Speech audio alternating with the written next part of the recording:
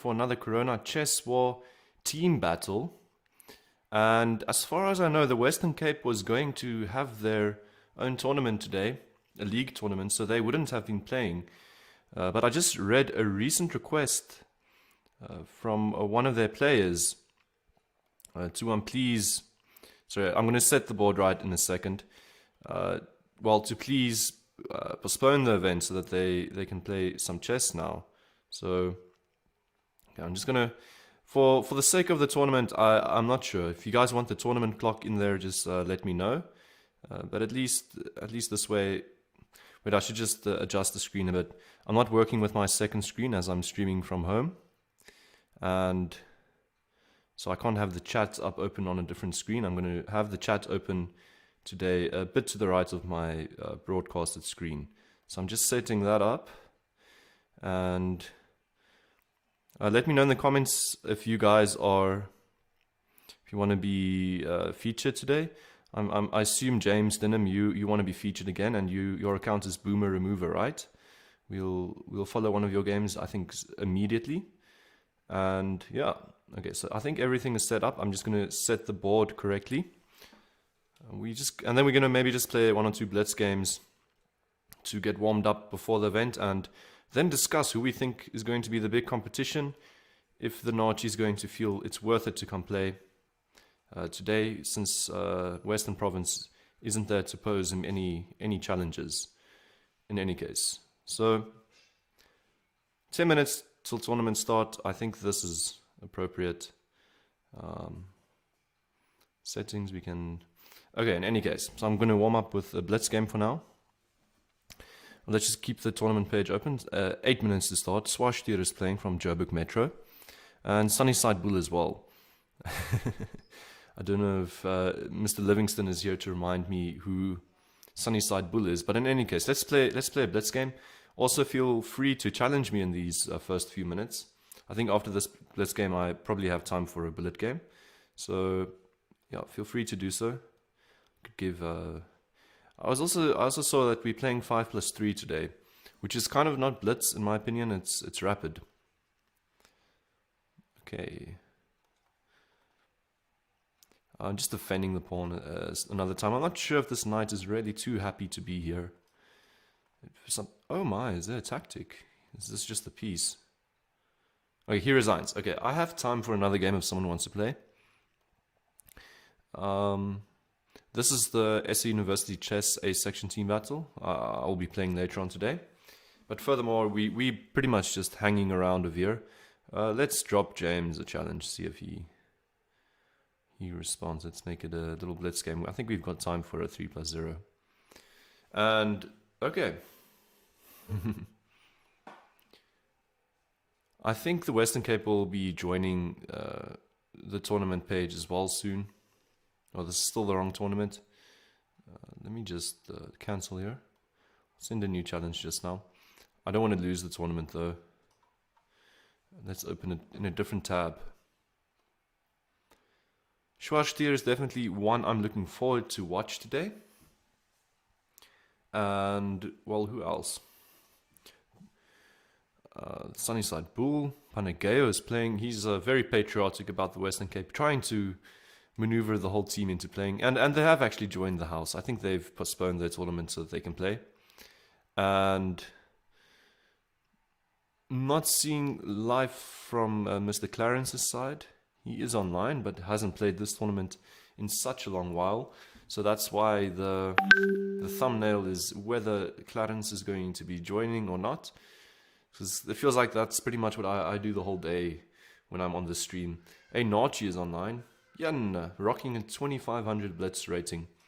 And nearly 2600 over there. So pretty excited to see him playing with that rating today. Okay, let's go back here and see if anyone in the top wants to join me for like a little. Let's make it a bullet game because I think a blitz game is going to scare them off. Give Schwarzstier a chance to decline that invite.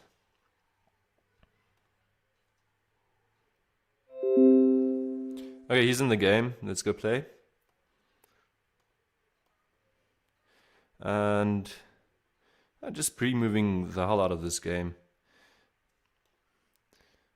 I don't want to upset his flow before the tournament start. He's obviously a better blitz player than a bullet player, but not a lot of players do play bullet online. And I wish I was as good as Hikaru, because he manages to commentate on his bullet games, which is pretty insane. This tempo really is not pleasant. He's coming with some trickiness over here. I need to be kind of careful. These two knights, I'm not too sure what the idea is. That knight needs to move, right? Nothing's hanging.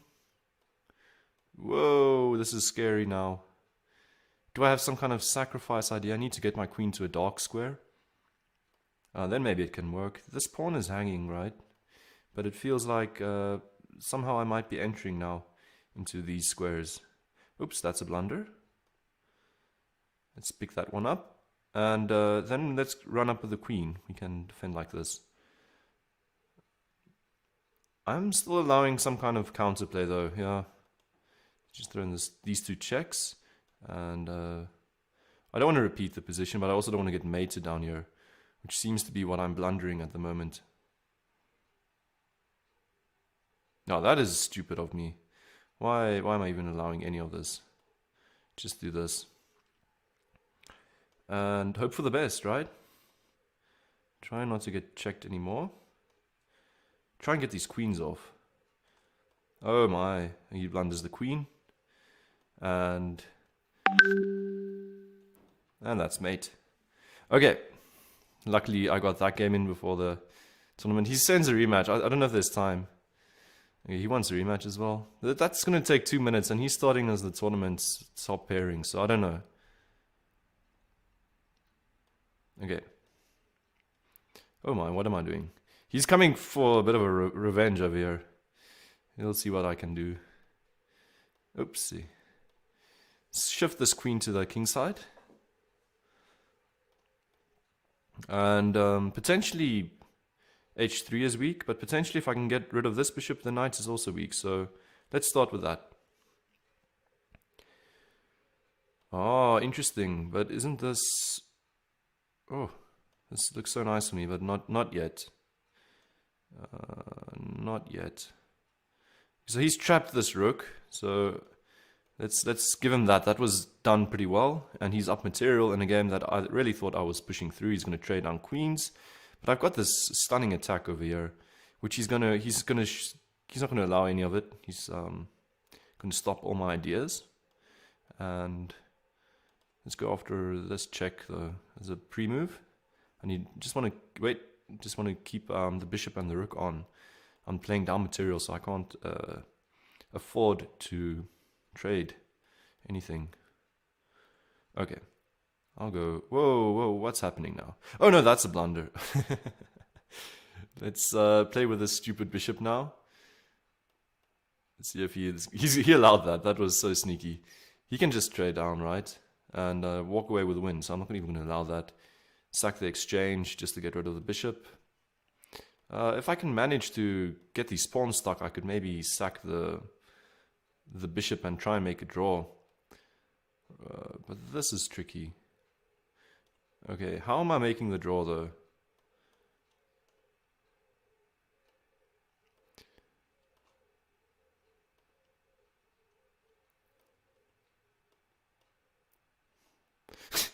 I'm just kidding around really. There's no way I'm drawing this. This is I couldn't find any system to do it in. And that's mate. Well done, Schwarzstier. Good luck for you in the tournament. It's 29 seconds to start. He's not the highest player anymore. Matt Pon has joined him. Schwarzstier and Matt Pon looking to really crush in this tournament. In any case, we see the usual complaint there from Mr. South African Chicken, complaining that Limpopo is not in the house. I sent the link to join the tournament a second ago. Here's the link, but you need to be in a team, Mr. Colwyn White. I'll send it again. I have been asking the whole week for Limpopo to get added. Oh, Mr. Colvin, are you? I keep forgetting. Are you Mr. Chicken? In any case, we have liftoff with aNaartjie versus Mr. Boomer Remover James Dinham, who's also in chat, and we have a French immediately from Mr. aNaartjie, and well, I don't know. I think I prefer the aNaartjie always because of the rating, but 5+3 is totally a different ball game. We should not be looking at the blitz ratings completely to judge the plays. It's kind of the rapid ratings, and James Dinham is rocking a solid rapid rating. So this is going to be a good game and matchup between everyone. And hi, Mr. Livingston, yet again. Thanks for joining us. And let me know if Mr. Rookie 1243 is playing. I'll take a look again. In any case, we have a good French here with this knight rocking up on the side of the board, kind of closing up Black's development. But Black managed to get c5 in quite earlier on, and Black is this is kind of when people talk about hyper modern chess, they kind of refer to variations like the hyper-modern defenses. It's usually a defense where it seems like your position is very closed in the beginning, like Mr. aNaartjie, Mr. Matt Pon's position here. But we can already see two moves of his attacking this pawn structure, and the chain white had is being gripped at, and then it's only going to be Black left with pawns that are able to occupy the position. In any case, the point about the hyper-modern defense is to really play for the center only later on in the game. And this is actually interesting. The f6 move weakens this e6 pawn, but tries just to, I don't know. I've never really seen f6 so early on from Black before. I would have thought maybe queenside development, but I'm thinking Matt Pon is going to try and play an e5 break early on, or he might just be okay with putting his king on f7. I'm expecting something absurd like this, or just bishop d6 and castling. But from him, I don't know. He really needs to consider the way he plays this the game and the style. He can't just blitz out his moves early on. This is really not a blitz time format. Those 3 seconds, if you're trying to play for a time advantage and you go into an endgame where you're slightly worse, but you have more time, you're going to lose because of the increments. So it's a different ball game. And I think that might be why, and I'm actually saying this so that we can challenge these two guys to also play in this tournament. I think that is why the Wolf and Banilovic don't play this tournament. It's a different character if it's 5+3. 3+0 though, they would play and they'd berserk and they'd get stunning scores. I think I'm actually trying to provoke them into playing here by dissing them. But I know they'll do well, so hopefully they hear my call. I think that it'll add to the entertainment value of this tournament a lot. So nothing weird from Matt Pon so far. He simply did put his bishop on d6, queen on c7, and castled at the end of the day. So yeah, Colvin White, I saw you in the chat there complaining that they didn't add Limpopo. If you want to, I can try and arrange for Limpopo to play next time. As far as I know, a lot of these tournaments, they work on the principle of like the bottom 2 teams move up, and the top 2, bottom 2 teams move down into a different section, and the top 2 move up. So I don't know. There are still some regions that aren't part of this. So if you want your region out there, just message me. I'll send you my number there. In any case. But I think you should really try and organize that. I'm not sure how many people will be in your team then. I think if there are too many provinces, you're going to have to make a new section though. So, and then you might be responsible for getting even more provinces. In any case, I want to get back to the game. You can message me over there. So, I didn't really see when Mr. James' knight ended up on h3, so I'm just quickly going to go back because this seems very interesting. So in this opening, he actually walked his knight via e2 to f3, And he hasn't really wasted time. It seems very awkward. So he just developed his other knight to h3. And I think everyone should actually take a note of this, because it's not really a bad knight on h3 for a change. It's actually quite an alright knight, because both this knight and this pawn actually is in the way of this bishop trading down and forcing double pawns. So, and after this trade of the f pawn, Mr. James makes use of the newly found g5 square. A very cool idea, very cool. And the knight on g5 is hitting both the e6 and the h7 pawn. So if you're wondering why he didn't just play h6, it's because e6 would have been hanging. So that's pretty much why. I'm not sure what his long-term plans are after queen e7 with this knight, because it just feels like it's going to be kicked away again, and you'll have to go back to h3. So if he's going to do something important with this knight, it kind of needs to be now. And the biggest thing this knight really is doing is looking at the e6 pawn. I guess he decided to do something. Sorry, my game didn't update. He goes knight e5. So this is actually very cool. He brought this knight here and this one here. So now this one has got the potential of going back to f3 and improving itself, really.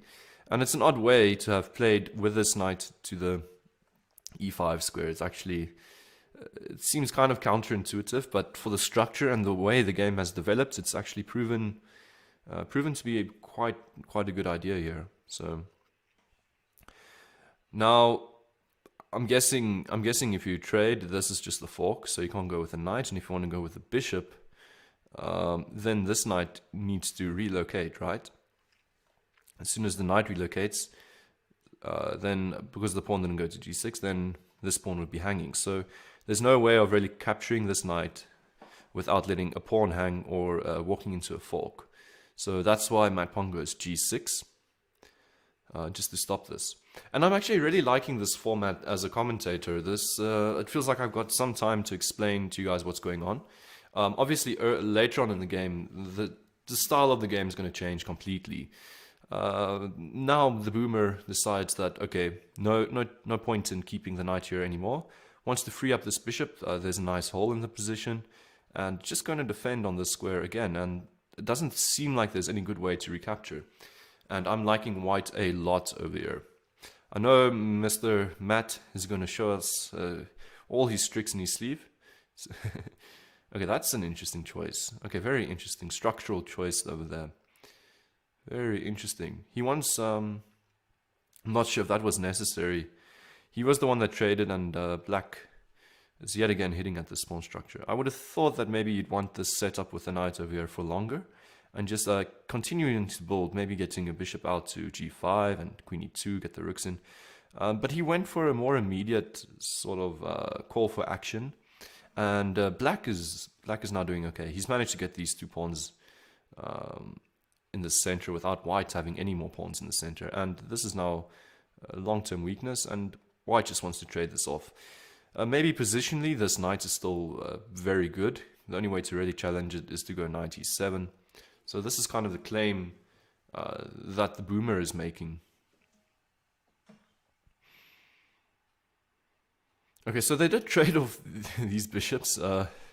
aNaartjie just got a bit frustrated of the bishop just challenging it the whole time, and made the choice that the queen is going to be not as good on e2 as on d1 maybe.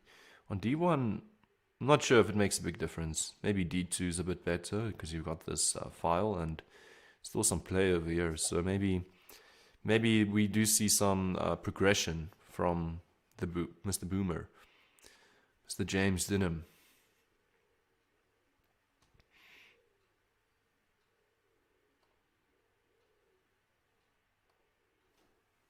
Okay. So what is this about? He wants to go to f5 and add pressure along the diagonal. And it feels like, at the end of the day, Matt Pon is playing a game of simply outlasting his opponent. That knight's still on e5, very annoying piece. Now, but we're going to see knight f4 now. Yep, knight f4.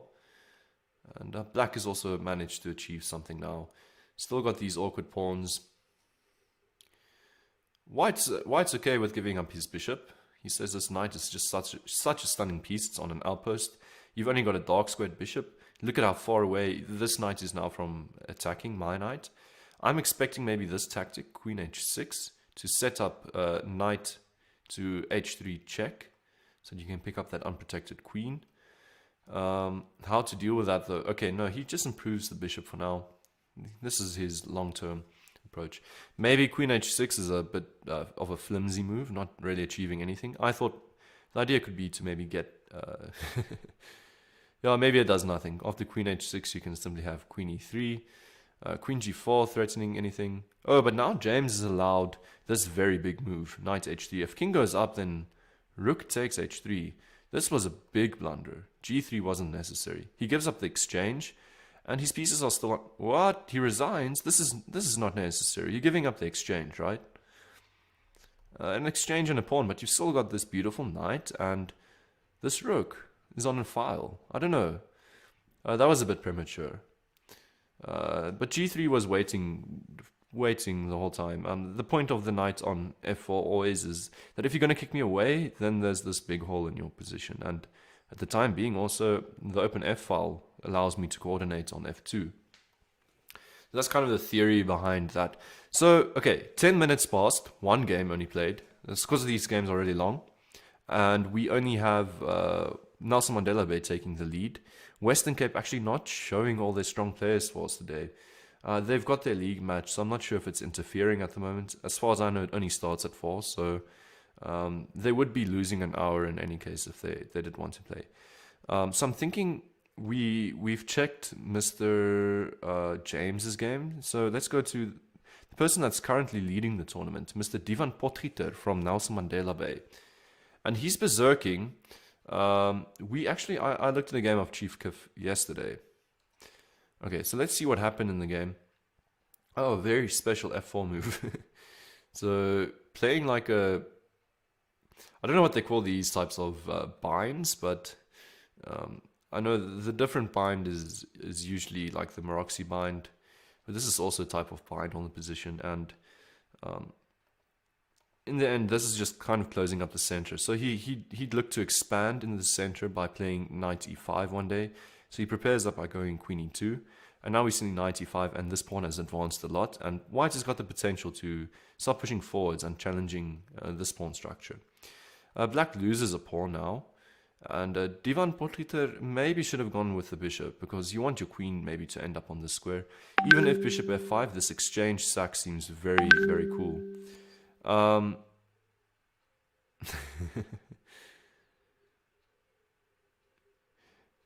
I can only arrange for Team Limpopo to join next week, though. I need to speak with the organizers, but I just needed your numbers so I can send you their numbers. And it seems like the game is done over there.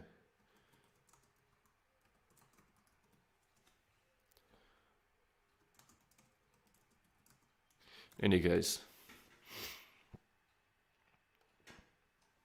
I don't know, it doesn't seem, it's not done. Something happened there with the time or something. Okay, so going with the bishop obviously would have allowed the queen to enter. And I was even thinking of bishop f5, just exchange that rook for that bishop. You've got such a huge position as white. In any case, he wins another pawn like this. That queen's enters. Definitely white's going to win. The queen needs to retreat, and then there's still a mating threat. Oh, well, there's that check back there. I missed that. Oh, and that picks up rook. As soon as I said definitely white's going to win, this check is actually still on the board. I thought there's no stopping these two threats in combination with another.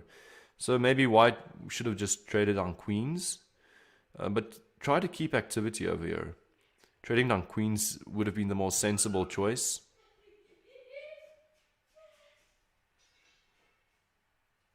And now... Okay. This rook's hanging in the back as well. White has managed to actually win again. If a knight takes now just rook c8, and the king is going to have to walk in, and I'm guessing the queen also enters then. I don't know if there's a perpetual. It seems like the white king can hide away. In any case, we're going to see this now. There might be a mating idea. You can maybe even just play queen c2. Like, he's going to run the king up. There should be a way to step out of all of these checks pretty soon. There's this check. You can go king g3.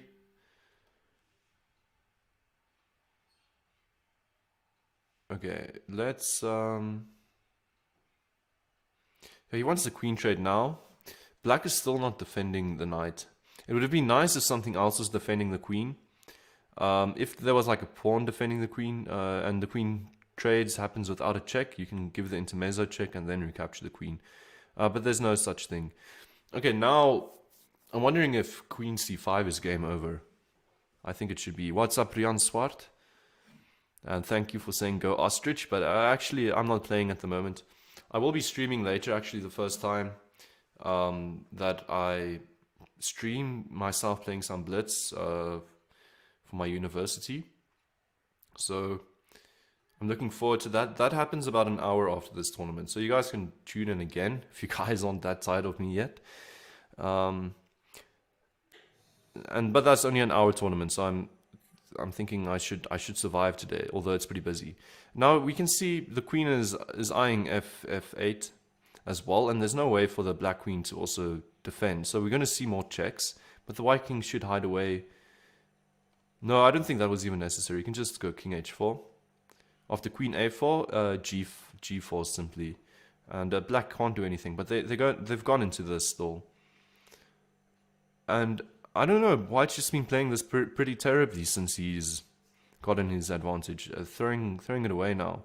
It's a pretty simple idea. The checking threat is quite overpowering, so now the king runs. Still not seeing the win for white. What are you doing? Even if you manage to go queen here again, there's still going to be checks. Your king can't approach and go even closer. White not doing this correctly. Oh, and Rian, if you are playing and in the tournament and you want your game analyzed, usually I still analyze anyone's games within the first 40 minutes, and then I usually just start fixating on Matt Pon and how well he's doing, and I throw an eye on the tournament winners.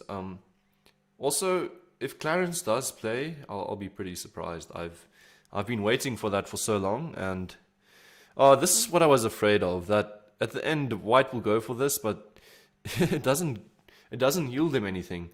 If there was some way to pick up even more pawns or something, it would have made sense. But now black is actually winning the game. It's maybe still a draw if black hits his... No, this is just a draw, but if white doesn't go for this perpetual check, then black is simply won. He should go king g... he should really go for king g8. So fortunately... or unfortunately for white, he threw away one game, but fortunately for him, he did not lose it. That would have been more depressing. And we have Anne plays chess again. I think this is a high school student. I've actually played this person before, and actually a brilliant player. I think this rating is kind of false. In the first place, and another Joburg Metro player, but we see loads of Nelson Mandela. Wait, we have 4 Nelson Mandela Bay players in the top 10. And 3 Joburg Metro and 4 Gauteng North. So that kind of reflects the overall standings at the moment. But anything is still possible, especially because the Western Cape does not seem to be pitching today. They aren't concentrated on this event. They seem to be busy with a different event of their own. And we have exactly the same type of game as what we did in the first... in the first round. I think this might just be exactly the same variation, f6 first, just showing that I kind of know nothing about the French. f6 is a move you need to make. One thing I could maybe say about the position is that Matt Parton had his queen on c7, and James was in that game playing with the knight on on the h3 square. So let's see how the character of the game develops. Since there's like small adjustments, it will actually change the overall picture a lot, but we still have the same type of pawn structure. Will James be playing for this e5 square again somehow, bringing this knight around? How would he even do that to get this knight to e5? It's actually a pretty interesting question. He did it via this square last time, going like this, but how else do you get to you should go via g4 maybe? I don't know. Let's just watch the game. We had queen c7 now, like Matt's game, but now this knight is just going to trade itself off for this bishop, and black's light squared bishop is still pretty weak. h6. And this is challenged. Now he gets the e5 square. And he wants to occupy the e5 square probably first with the bishop so that his knight can enter after this. So we saw he traded off this knight, but now he's still going for this e5 idea. Okay, we have knight g5 though. I think this is maybe something he missed. If he knew about knight g5, he would have gone queen here first. Continue adding pressure. Or maybe my idea was to simply go bishop e5 first. And in any case, I'm finding pretty much a lot of the same motifs in this game. Black is playing with the f-file, and that's how that pawn actually won. Playing e5, is this pawn even defended? Apparently it is. Wow. And plays chess, finding a nice little move there. And playing now with an open file, managed to get the e5 break-in. And only one real weakness in her position. But I don't know, this knight is not a bad piece. It's about equal to this bishop. And okay, Rian, we will watch one of your games. Maybe just send your username. Unless it's just your name. I'll quickly search for it after this game. Okay, h5, trying to displace that bishop so that the attack on the f square is possible. Because this is a defending piece. You can get rid of it somehow. Then your attack starts making sense. This trade, I think, should favor... no, this trade should favor no one. We're going to see h4 now, probably. I don't know. And Plays Chess has played some very interesting things before. That was unexpected to myself. Rian PTA Club, cool. We'll watch one of the games after this. Oh, nice in-betweener. Is the boomer going to go down against an 1800? It feels so. Finding this in-betweener check before going after the pawn. Great idea. Now there's actually a big threat of rook takes e2. Is there? I think queen takes e2 is your only response, really. If rook takes e2, then there's this mate. So rook takes e2, queen takes e2. Yeah, no. Okay, that's not really a threat, actually, but it seems like things could start aligning after bishop c6, maybe. Yo, white holding on by a thread over here. I'm not spotting the tactics immediately. There should be something sharp. Maybe rook e8 is just a really big threat. One point is this rook is now tied down to defending over here. The boomer is going to find this. This is going to be a challenging position for him to continue forwards, and it happened so quickly again. The attack on this f pawn, opening up the f file and getting that in betweener, and then only recapturing. If you recapture immediately, there's no more of the action against the f2 pawn. So simply queen takes first and then recapturing. And the boomer has still been thinking, still in a think, still been thinking in a think for about 2-3 minutes here. I don't know what I should suggest for him. If I had to play this, I don't know what I do. You can't even be fancy and somehow give up the queen for like a rook and some initiative, because rook recaptures and there's no recapturing the queen because of queen takes checkmate. So what clever ideas can you find here? Maybe you need to trade on queens. Is this possible? No, I don't think it's possible. Queen d4 and rook takes e2. White is lost again. I was thinking maybe you should play something like queen d4 and allow this rook captures and then go for some check. But the fork doesn't work here as well because you've got bishop e6. And as soon as this rook gets to the second, there's also another mating threat. How is aNaartjie chess going to convert this? What? Oh, look, the queen is pinned. Great. aNaartjie chess is going to take Mr. James Denham down in this one. And I'm trying to remember which school aNaartjie chess. I think Helpmekaar College. It's a player from Helpmekaar College. A very solid player. You can see that I myself have had a draw against this player. I was also surprised the rating was such a lie. I'm thinking maybe just rook takes and rook takes. Okay, no, not rook takes. Sorry. Okay, There's one check you can maybe insert, but queen, you need the queen alive. Might the tables turn after rook c8? No, I think king. Ooh, rook c8 check. You have to play it as white. I don't know. I think rook h5 is game over for white. I don't spot any more checks. These squares are closed. So I'm looking at king h7, queen takes check, and rook h5. Not much to do. Okay, now and it's just simplifying rather for going for this. And white resigns. There's no attack here anymore. The rook takes, bishop takes probably, and white needs to defend back here with 6 seconds down to 329. And he did not berserk actually. It's interesting. It feels like he berserked, but this 1800 beat him solidly. And plays chess, holding that lead solidly. Schwarzstier, who I played before the tournament, 1 or 2 bullet games, is in second place, still having a good run over there. I must have warmed him up very nicely, and we're going to go quickly look for Rian. And let's hope he hasn't started a game yet, or that he's starting a game.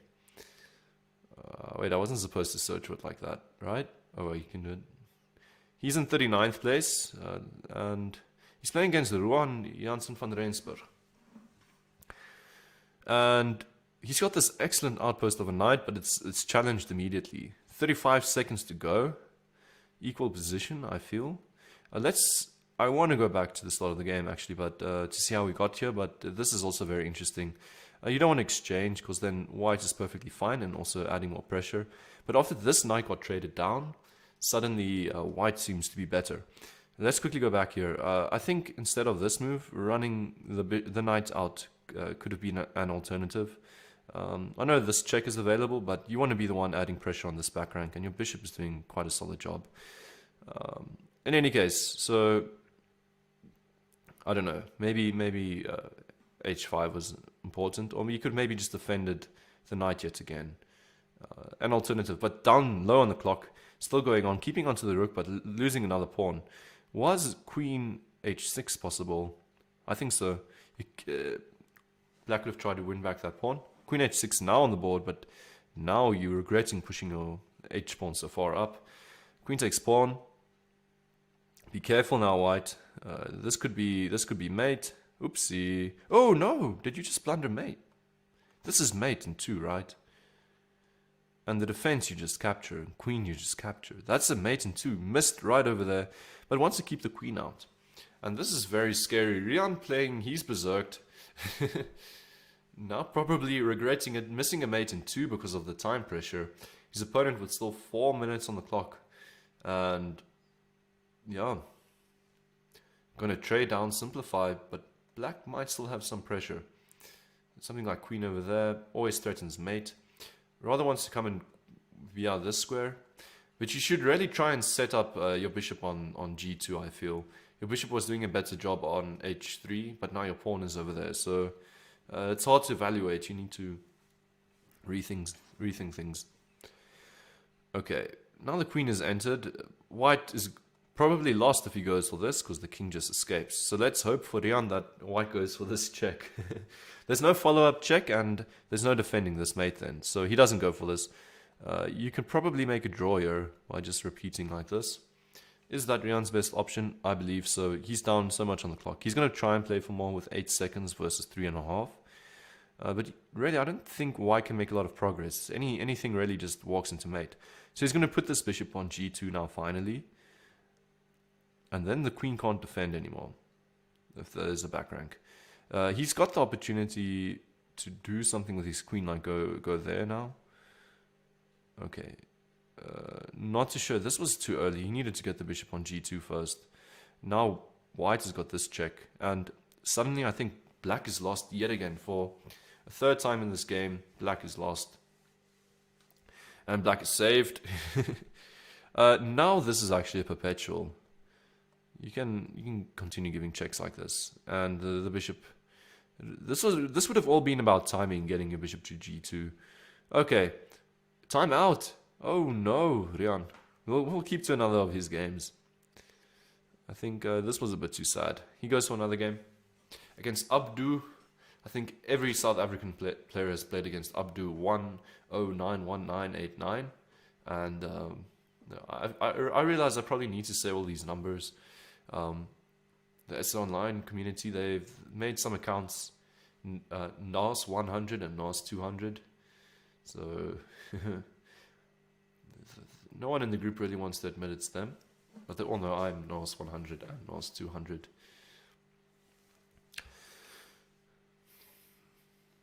Okay. Have a type of King's Indian over here. Sicilian, and then what is black going to do with this knight? I think you need to throw it back, yep. Okay. These two players have drawn before in the past, so a good matchup. And Rian immediately looking to trade off queens and rectify his pawn structure, but black not allowing it. Maybe black has blundered c5 now. That was really one of those situations where you might need to give white what he wants and claim that there's not much happening in the game, you can still hold it. So now c5, and the pressure is just going to keep on mounting. Where do you put the queen? Pretty much all these squares are also cut off now. You open the bishop's eyes, so you can't stay on the 6th, so only this square and these two are available after c5. It's interesting. And I doubt queen d8 will be played, so you're either looking at queen c7 or queen a5. Queen, by the way, queen c7, then you've got bishop f4, which is a stunning move. Developing yet again with tempo, and if queen a5, you might have bishop d2 threatening just c4 and expanding, or maybe c5 just followed by the idea of d6 is already winning for white over here. Okay, so none of that is gone for. Rian just hoping to keep the pawn structure, or to fix it somehow and get another pawn in the center to occupy this square and allow some future pushes.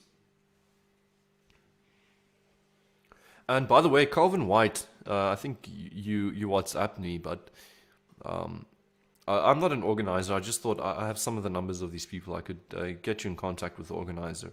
Apparently, the organizer of this Corona Chess War is a parent from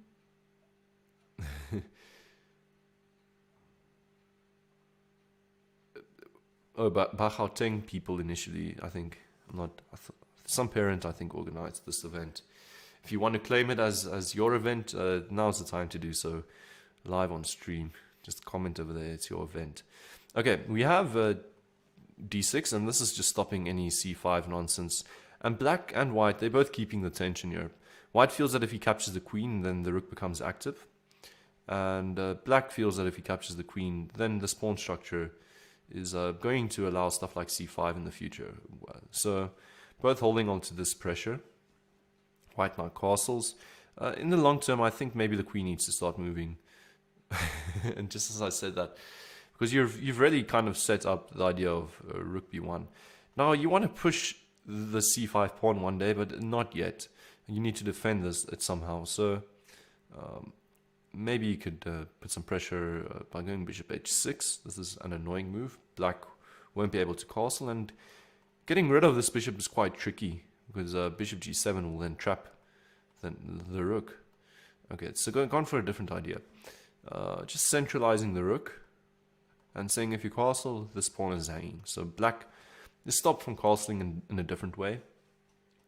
And also, you want to really actually go bishop h6. Ooh, maybe you want to do it right now. Bishop h6, you've got this beautiful idea of going bishop g7, and after rook g7, then capturing. So he saw the idea of the pin, but I think bishop h6, with the same idea in mind, is a bit more devastating. In any case, what I wanted to say just now is before all this pin action happened and the king was still on e8, is that maybe you want to play h3 as well sometimes to keep this knight from entering, and so that your opponent might fall for knight g8 after bishop h6. In any case, white's still doing a beautiful job over here. I think it's time to trade down the bishop for the knight and then push this pawn, and then you've pushed this pawn correctly. You've defended the e5 pawn, and also this square on b5 is available for you. Remember, this pawn has moved after capturing, and now you're coordinating on the 8th rank. Also, after challenging the d6 pawn, if he does capture, then the e5 square opens up for you. And as you can see, the arrows are all pointing towards black's king, so therefore they should be good. Instead, a more mysterious move is tried out. I'm not sure about this or where it's heading. Okay, so wanted to trade, and still not sure where it's heading. I thought the idea was to go here now. If the king goes to defend both pawns, there might be some sneaky discovery. In hindsight, I didn't see the discovery.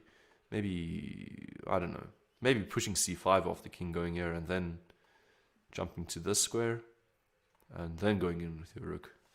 In any case, still a big advantage and initiative here for white.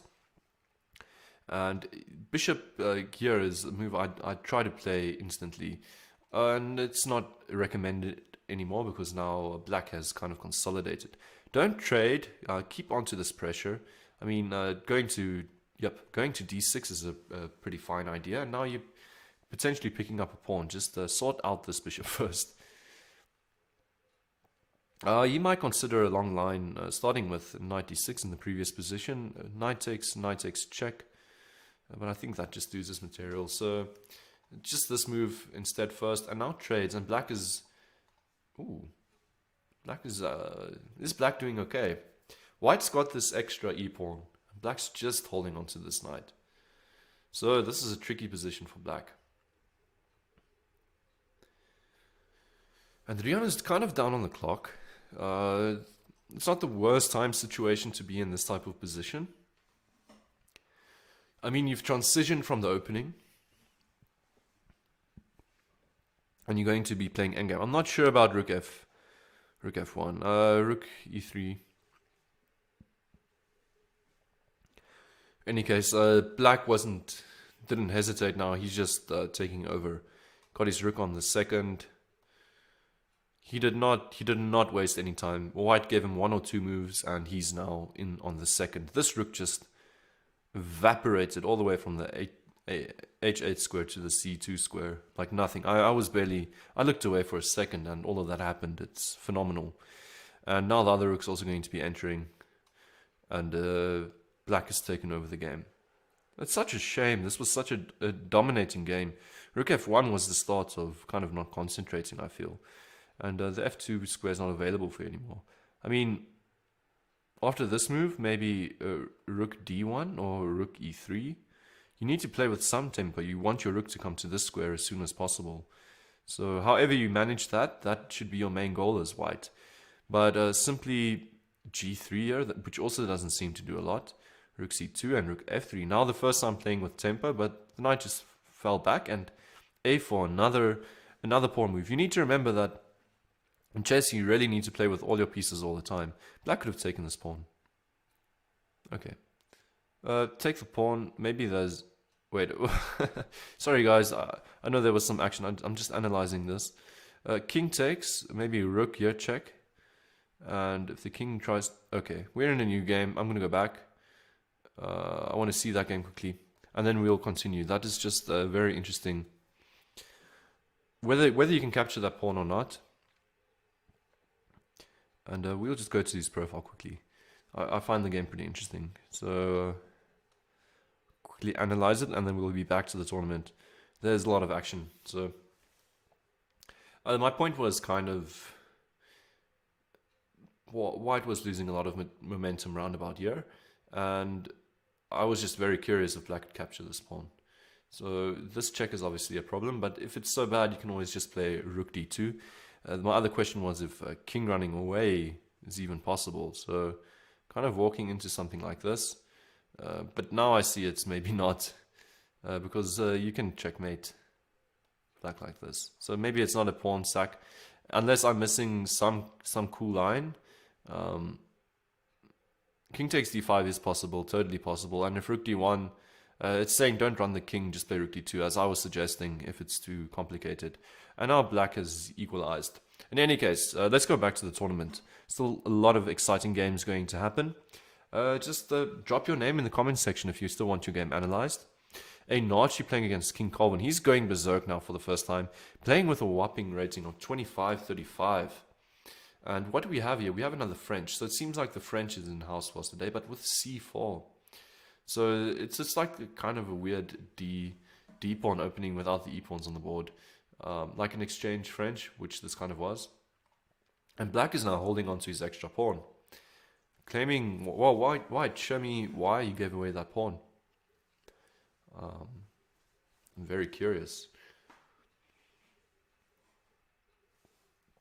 And black is now up a solid pawn. There was a trade. This trade simplifies the position. And now, well, black is playing a very comfortable game. I'm quite a fan. This pawn is being hit, so is he going to play b5 to defend? Yep. And he's playing with this huge diagonal as well. He's got this great bishop. The knight pin is maybe the only thing white really has. But queen d6 seems to solve it. Be careful now. What happens after... He doesn't even want to know what happens after bishop takes f3, queen takes f3, and knight e7. Maybe there's a way to double the pawns. He plays this instantly. This is just the best move. After I looked at it for a while now. But this is probably what Mat 1 was looking at in his opponent's time. Because remember, he doesn't have a lot of time. He's berserked. Is he going to go for f5 instantly? And he does. Just expanding, I guess, queen f6. There's no fork. This knight's still around. Yep. And now you want to play king g7. Just get the queen out and maybe trap this bishop. Maybe trapping the bishop immediately is his plan. Not playing forwards because this might give up a pawn. The pawn will isolate itself, but just keeping the bishop on the diagonal. Mat 1 does a good job of holding on to his strong pieces over here. And well, he doesn't develop this knight or rook so far. He doesn't really need them yet. I'm guessing king g7 and... Well, he's actually got a... This is a bit annoying for black. Because how do you get the queen away from here? It's coordinating with this knight very well. Maybe he wants to go for bishop f7 and just trade. I'm thinking bishop f7. So he's got something else in mind. He wants to maybe... What does he want to do? Expand maybe just for... Okay, so white maybe should not have gone for this. He's making black's life very easy. Black needed really to worry about the queen and knight on these two squares, and not really a great way to challenge the knight or queen. So now black doesn't even recapture immediately, not even going to help white improve his knight, and black is definitely now doing a lot better. Still just needs to get out this knight, and he's going to play very calmly, probably c6 as well and rook a7. Okay. This is now a simple position. Opposite side colors bishops, but you still got the rooks, and black has got very advanced pawns. So yet again, you need to assess every position as if it's the opening. Piece activity is key, and we're going to see both rooks coming off because you can actually make something in this opposite side colors bishops endgame. He's got a clear plan. I think a5 and making a passed pawn should win the game, especially because king activity is also pretty cool here. Or he might do something else. Bishop c6 could be the threat, and playing on the king side and then switching over to the queen side. Black has only got one extra pawn, but this is one of those opposite side colors bishops endgames that you probably don't even need to know the theory, but you can just kind of feel that it's drawn. One. No, it's definitely drawn one. No, it's definitely one. Okay. He just needs to prove it. I think the white king needs to safeguard this pawn. So black is just going to keep on attacking this pawn, either from, well, I'm guessing... Oh, I'm very curious. How's Mat Pawn going to win this game now? I thought you'd need like a square for your king to start entering the position somewhere. But now I'm not too sure anymore. It definitely felt better for black, but now it's starting to feel the more drawish. King e2 is necessary. And was his plan to maybe... No, I don't buy this. This should just be drawn. What did black do? I think this was one. He wasn't incorrect. He's going to push Oh, I thought he was going to push a5. Oh, this is just the draw now. He's just... White declines the draw. White offers draw, black declines draw, black offers draw, white declines draw, and we're stuck looking at a drawn endgame. I think we should leave. But I actually want to quickly get to the analysis. It's bothering me, the game. Okay, they accept a draw. Let's quickly jump into -5 for a draw, by the way, Matt Pon over there. And I'm interested as to what black did wrong, because this definitely felt better for him. Apparently not. Going into this endgame was not a good idea. He had initiative, -1, but he needed to hold on to the bishops apparently. Just bishop d5, the rooks. Bishop d5. After he traded, this just fell into a dead drawn game. Maybe, not much to do. Now, I was also thinking a4 here, just to make life a bit more difficult. b5 and then c takes b5. And then one day you can maybe just push this pawn when white is pre-moving or something. But yet again, it's white with the increment and not black. So that's just the draw. Very interesting. Okay, aNaartjie still in the lead, even though that kind of ripped away his fire. That's his second draw now. He took a draw against the Sunnyside Bull, and well, forgive me for forgetting who the Sunnyside Bull is. I need to just make like a note somewhere and just keep it up. The Sunnyside Bull is this guy, because it's nice to see him featuring a bit, and he's playing quite high up today. Let's look at G Zulu's game. He's also doing well, playing in the top 10 over there against Divan Potgieter. Divan Potgieter, has he berserked G Zulu, a player rated a bit higher than he is, and G Zulu playing with these massive files. He's going to have a fun time. Although not clear how you're breaking through exactly. Oh, this is how you're breaking through. Just start with a check, pick up this rook. And G Zulu is going to be like walking up the rankings now. That's another win. He takes the lead with 25. Let's see if he's doing anything special that we should know about. Taking the lead of a tournament like that. While we wait, his game should load. He's also playing well, Divan played the French, not he himself. And this is an interesting move in the French.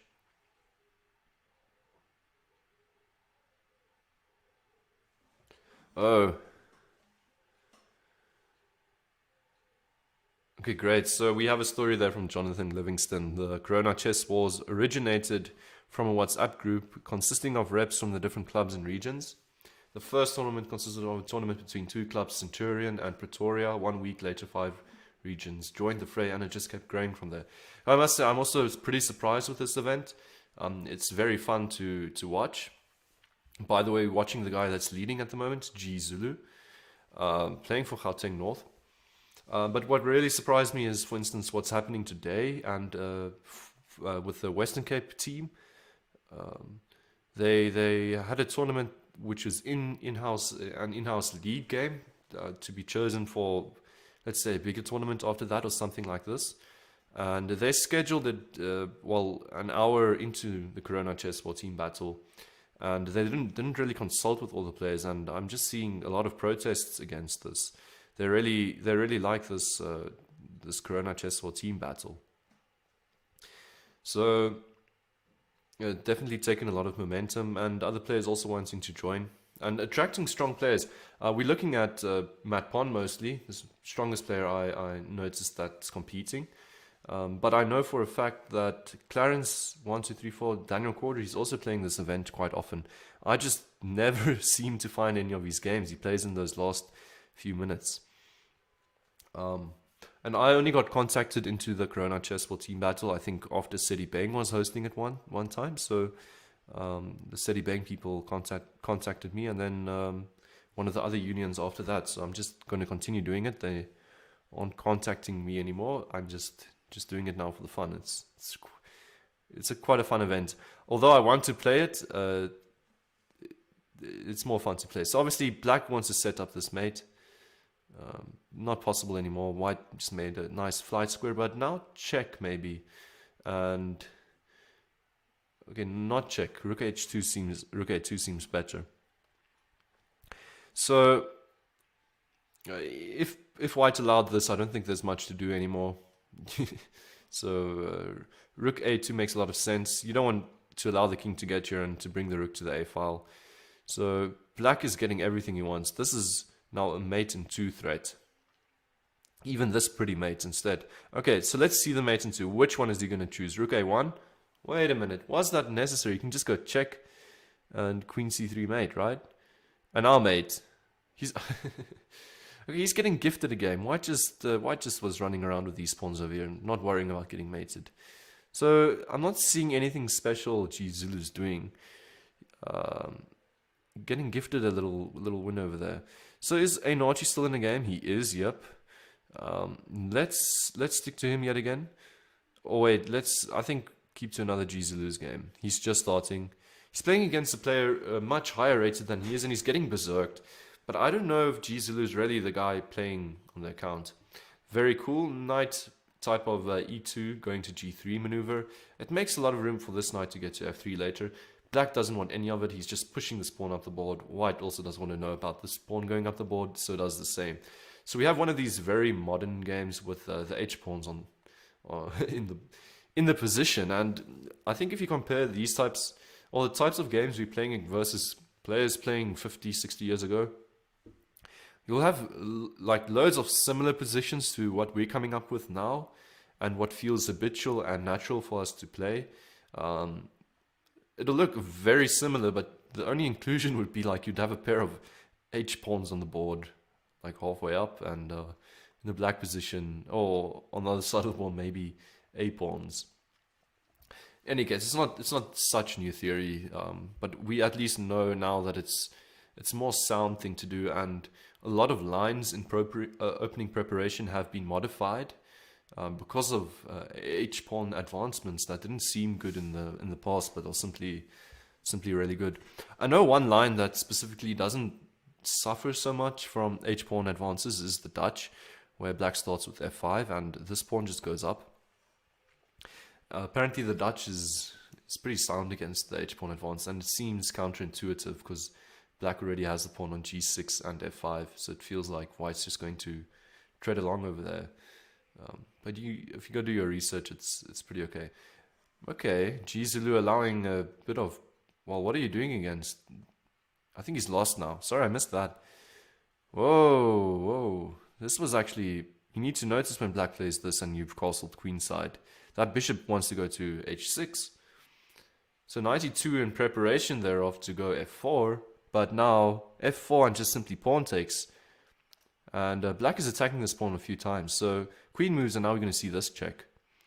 Blockading the pawn walks into bishop g4, and your queen needs to move, and that check comes in any case. So maybe white is looking to keep pressure on the d8 and f6 square after that check.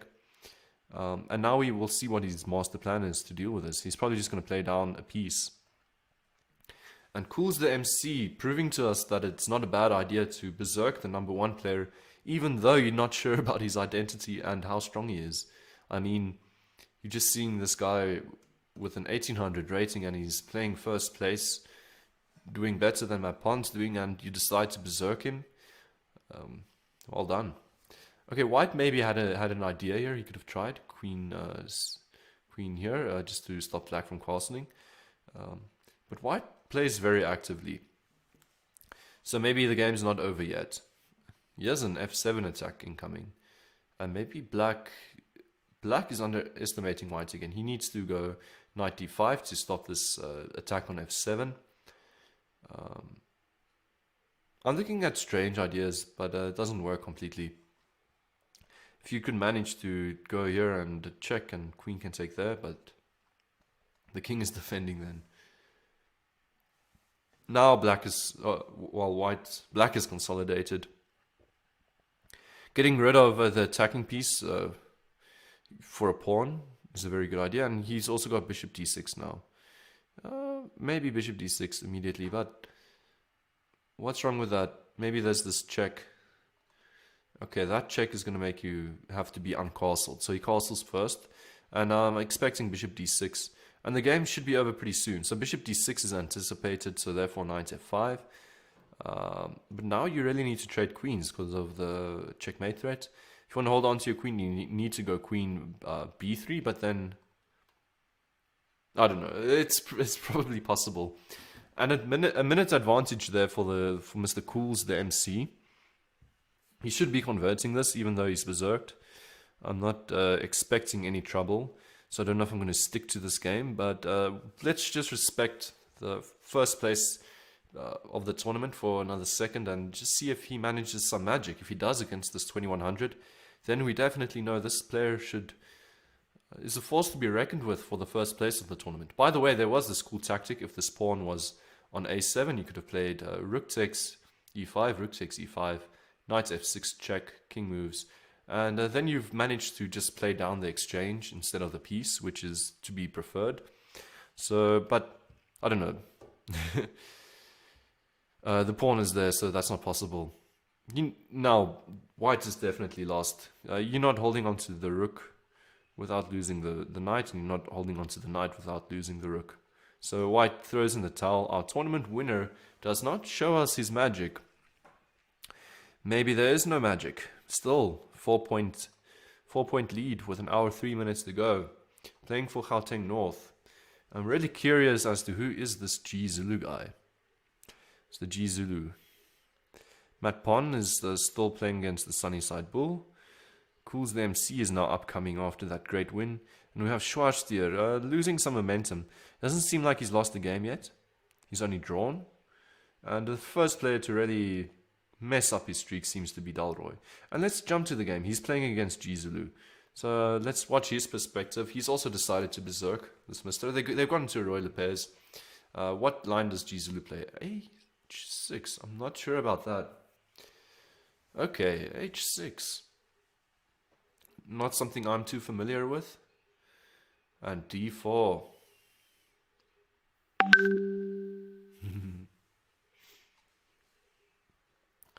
D4 and what else? What is the big plan here?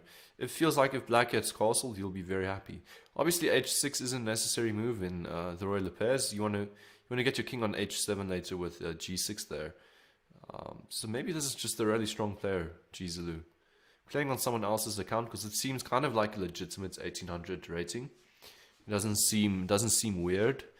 There's not like a question mark or anything to say that it's provisional. It seems like it's been 1800 for a while.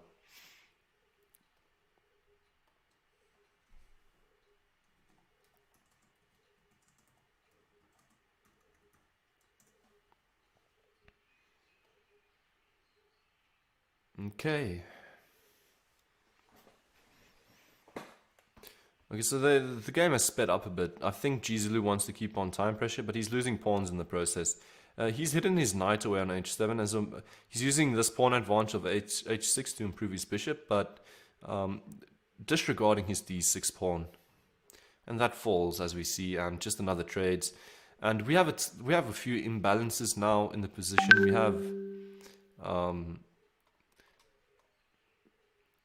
We have a messed up kind of pawn structure from black's side, but he's got the bishop versus the knight.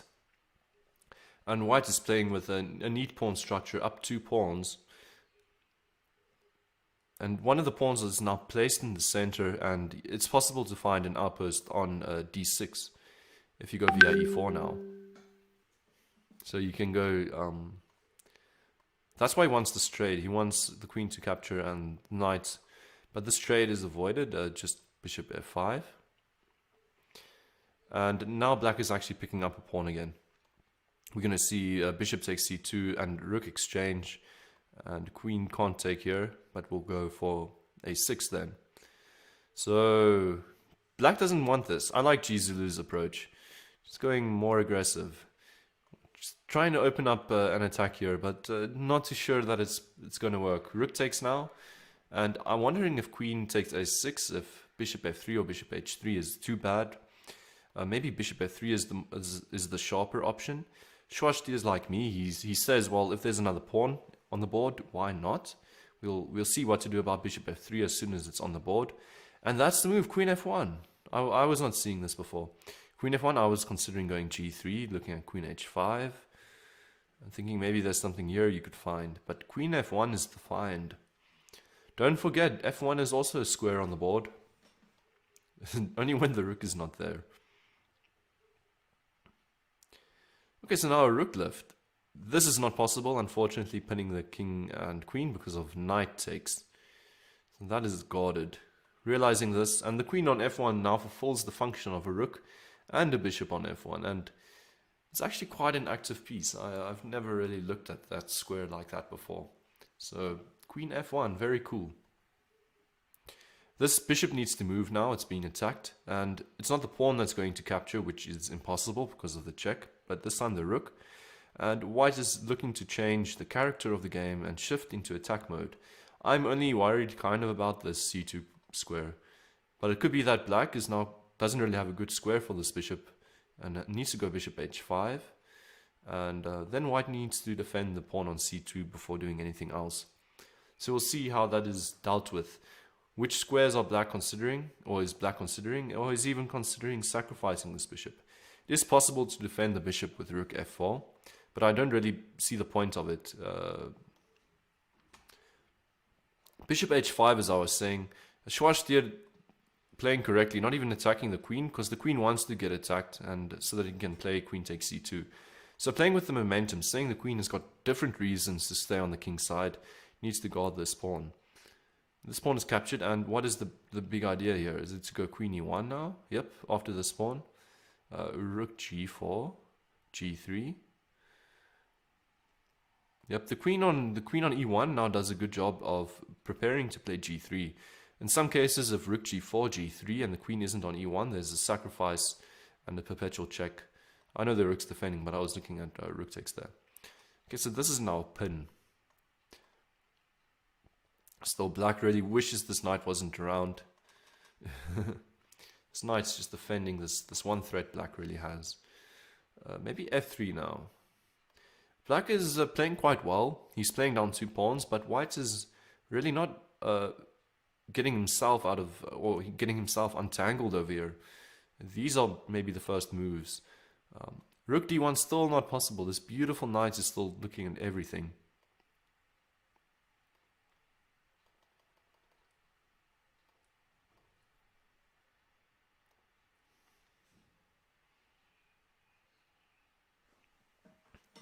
Okay, so f3, as I was thinking, is on the board, and now white is winning a piece. Finally, breaking through, and this should be game over. Oh no, wait, no. Rook g5 would have been game over. Queen takes c2 and rook takes h5. I'm not buying any of these checks, you simply hide away. No, this... What? Dropping... Wait a minute, are these guys missing everything? I thought the idea was to trade on queens here and go for a one endgame where you're up 2 pawns. Because this forces queen trades because the rook's hanging, but after knight moves, bishop moves. Why is no one going for this hanging rook? And now the knight's finally gone, so this is a possibility. The king is probably just safe wherever he goes. And now the game's definitely over. I'm just really surprised that pieces were hanging for so long, and these plays are good. If you look at the type of positional ideas we were looking at, these guys aren't average. I'm thinking G-Zulu playing on a type of fake account or something. King G3 or King E3, this rook's coming here now. Just simply running the passed pawn. This is game over, but we'll just finish the game. G-Zulu didn't pull off any magic in the previous game, but that's not to say that he's not magicless. Okay. aNaartjie is still down on the clock, but this is easiest to convert. I'm sure my bullet games I played against him before the tournament have warmed him up for this situation. He's going to be fine. And rook takes g2.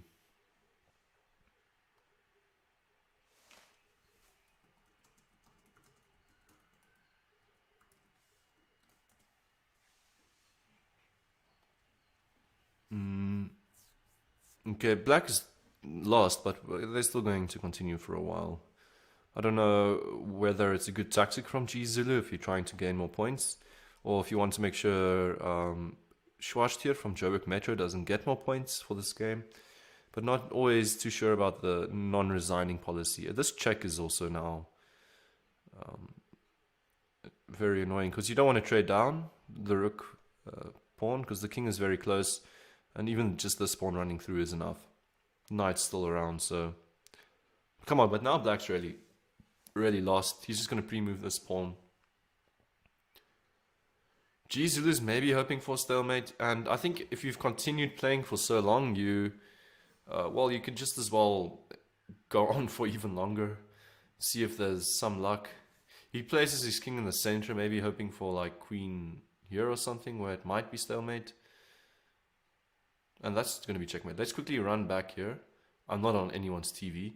There might have been a stalemate move, and no, there's not. The square is still available. I was thinking maybe queen here would be stalemate. Schwarz-Tier, I'm not sure. Hey, he played against me before the tournament. I could inbox him. He plays for Joburg Metro, and it seems like him and aNaartjie are friends, because they don't compete in these tournaments separately, and he's kind of boasting the same type of rating that Roberto de Abrio is. Wait, what are you saying? You just got him?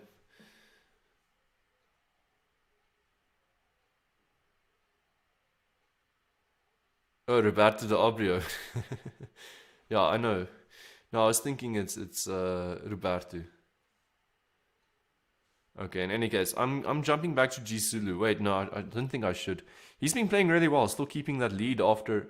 Well, Matt Pon has been struggling. That's probably why. That's still the same amount of points he had about 20 minutes ago, and Matt's not catching up. So I'm thinking I want to show something instructional, so I'm going through some of the games. We'll go to Sunnyside Bulls games. He's playing against Justin Chess 2020, and Justin Chess 2020 is playing for Nelson Mandela Bay. There's another Justin as well playing for Citibank. I'm not sure if they know of each other, but they also have relatively the same rating. B5. Although I'm not sure, Jonathan, if you're responding to me because I said it's Roberto de Abrio. Because I'm also not too sure if it's him. It feels like he's slightly stronger than Roberto. Roberto always plays with like a 2100 blitz rating. And when you're chilling around 2280 over there for a while, which Schwarz-Tier does, you're really stronger than a 2100. I myself can kind of tell that difference because there's a bit of a jump over there between 2180 and 2280, and playing regularly on a 2280 on the 2280 side, that's kind of where the big jump is. Then you start associating with the 2400s. There's like a bit of a gap over there, and it's not just about reaching that rating, it's about playing there week after week, and that's kind of, I think, where the strength difference is, in my opinion, and why this is probably not Roberto Schwarz-Tier. In any case, I don't know what's happening in this game. The Sunnyside Bull, as per usual, has berserked. And I think he's regretting it. He's down to 44 seconds and his opponent's got 4 minutes still on the clock. He started with 5 minutes. His opponent hasn't been using any time. Looking to trade off this bishop because then b5 is suddenly a nuisance, and now this bishop's also improved. So e5 is a nuisance. So we're going to see a double pawn discovery attack now. One of these rooks should be falling unless there's some kind of idea behind all of this. So I'm thinking both of these pawn advances can be met by separate moves. So b5 wants to be met by bishop c5, stopping this skewer. And e5 wants to be met by knight d5, stopping this skewer. So two separate ideas. Oh no. What is that about? But this walks into en passant, renewing the attack. This wasn't necessary, I guess. Oh, we have a fancy player on board. Oh, okay. But he's fancy, but it's losing. No, wait, he had a different tactic as well. By the way, this is very interesting. This was definitely lost after knight takes h3, but then rook takes h3 allows this check, and the knight can't go back because it leaves the fence of the rook, so you're definitely picking up the knight. So what type of imbalance would you have then? You'd be playing down the exchange, and also c7 is not a nice move to look at, but it can't happen immediately because of this check, and also the queen's behind the pawn. So now the Sunnyside Bull is definitely going down, playing down a full rook. And yeah, no, I'm thinking about making a comment section to these videos. I should probably just comment when I'm watching which players, so that when the players come watch the video afterwards to see where I'm commentating on them, they can just simply click on that little thingy. Okay, so Justin realizes he was spared a very annoying check, and that's just simply defends it. And I'm not expecting a miracle from the sunny side. Maybe queen b5, but bishop e2. The ideas one should have for this position is pretty strange, I think, if you want to survive it. So needed to play with the spin or something, but white seems fine, and he's playing up a full rook. Also, but they're not coordinated yet, so maybe there's still a chance. And the Sunnyside Bull was playing, Hans Stein is playing with quite deep ideas there. I guess going into the en passant to open up the rook was a great idea. But then missing, I mean, blatantly obvious tactics, like, let's say, for instance, this one, walking into this check, he's allowing it. This is a great move for white to play now. If black takes, you can simply take, and you've traded down. Yep. And if they trade, then you can simply trade. So white's going to take here. Now allowing this check, and king needs to run. And then knight e7 maybe. There's no checkmate. You would have wanted to do that with checkmate, but the knight's still guarding this g8 square. In any case, white has managed to trade down even more material, going for this advancement with knight to e6, d6, and now he should be converting fairly easily. The Sunnyside Bull walking into more exchange, just down to 7 seconds on the clock. He's not going to hold this. We're going to see a knight exchange, and maybe just something for activity, or something while you're trying to flag your opponent. Just get the king to safety. For any last second ideas not to work, tuck your king in. Say goodnight to your opponent. It's going to be a check. Check's going to be defended. The queen's going to fall back. But this is game over now. 2 seconds on the clock. You can simply play rook c2 and march your king back up again. Just troll him on the clock, throw in a check, and it's game over. Hans Stein goes down, and aNaartjie, while he was struggling to get to 27 points, has managed to get 12 points while I was away in that game. Unbelievable. Really unbelievable. I just looked away. He was on 27, and it's like I blinked, and he's on 38 now. Let's keep to him. Yet again, I'll just quickly take a look here if Mr. Clarence is online. He's online, but he's doing that thing where he's online but not playing. So he's just annoying everyone. We want to see him play chess. And G Zulu versus the aNaartjie, the number 1 versus number 2. And we see Irionis in the spectator room trying to learn something for himself, trying to see what Matt Pon does when he plays. H6, come on, we need to realize that this player plays H6 very early on in the game. Another thing we've noticed now. Matt Pon, very disrespectful, not even considering the position of this guy in the tournament, which is number 2, but just flat out berserking him. And I see, actually, you guys can't, I haven't set the tournament too great today. Let me just adjust things a bit. So you can see there, number 2 maybe. Maybe just for the last few seconds you guys will be able to view the tournament with the same amount of suspense as which I am. And, okay. There's the tournament clock. I should set this up a bit better before I start though. Anyways, there's the full action of the tournament. aNaartjie having gone berserked here. And G Zulu is still keeping the speed on the clock. And we see the typical mat-pawn maneuver. Where did this light bishop go to in the beginning? Oh, it came from a type of Duke Piano position.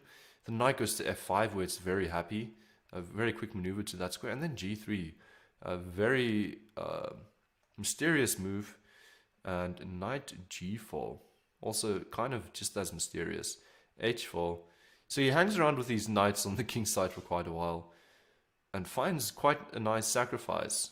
Not a sack, really. I'm thinking black could maybe capture here. Yeah, black should capture f3. Very interesting. If the pawn is captured, then knight takes check, and white has just won an exchange plus 2 pawns. But if rook takes f3, queen takes f3, then you've got g takes. You gotta be kidding me. The same idea can't work again, can it? This square is covered. Mat-pawn's just playing super aggressively. No consideration for his pieces. It feels like he's decided that because he's taken away all of these pawns in front of black's king, he doesn't need pieces. He can just use a knight and a queen or something.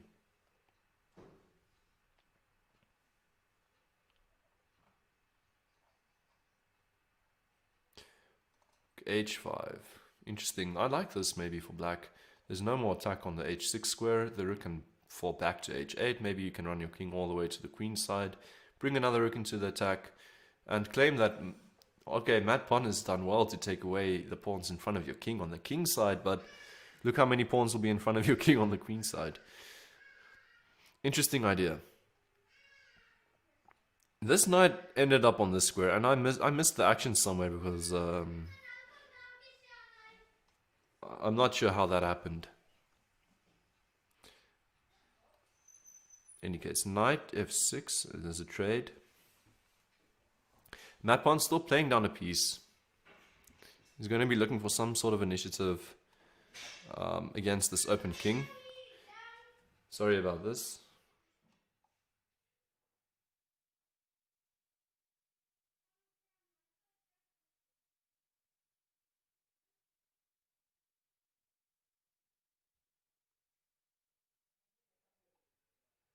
Okay, it's just the neighbor's kids during the coronavirus being agitated. Any case, just checking the volume settings there. I think everything's fine. Okay, mat-pawn's still playing down to a piece, but he's managed to pick up this pawn on the queen side in the meanwhile. So he's playing with 4 pawns versus a piece and an exposed king. So how to really get at this f2 square? Matt's put his knight on g4 and just going to look to create like a sound fixed structure on the king side. And then he's just going to maybe have to push the pawns on the queen side. I'm not sure what the other ideas can be. You need to start doing something aggressively. You're down a piece and you've berserked. Your attack didn't lead to anything. I'm thinking he's actually stressed for the first time today. I think Matt's really stressed. He needs to play a tricky endgame now. And it's interesting, will the 1800 versus, well, the nearly Grandmaster rated player be able to keep his cool and just play normal solid moves here? It's an interesting question. Knight d5, right? And you have to suffer the move of knight takes f6. And this is, I can promise you now what Matt is looking at. Knight takes f6, yep.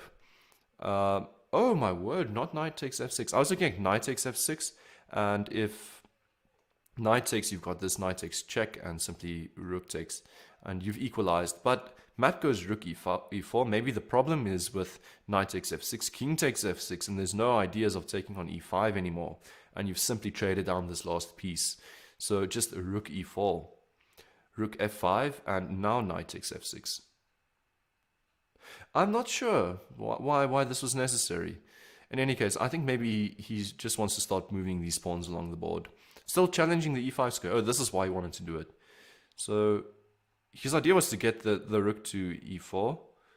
But can't he do this immediately? No, he can't, because after the captures, the bishop's defending. So trying to get rid of the defender of the knight, but now he can play up he's managed to get another pawn. So 5 pawns for a knight. Okay. This is one of the most serious imbalanced games I've seen. Don't get rid of the rooks, because this knight is going to capture all of your pawns. So go for the extra pawn. And black goes for activity. I think this is important. You're playing down the pawns. I think at worst, white has got a draw. Yeah, at worst, white is looking at a draw, even though he's playing down a piece. So maybe this wasn't the worst idea to transition into this type of endgame. If he's playing very safely, don't go knight c7, there's this ugly check. Okay, now rooks can be traded. Does white want to do this now? No, maybe that was a good idea. You can play on both sides of the board. You got 2 pairs of pawns that are able to create threats on both sides.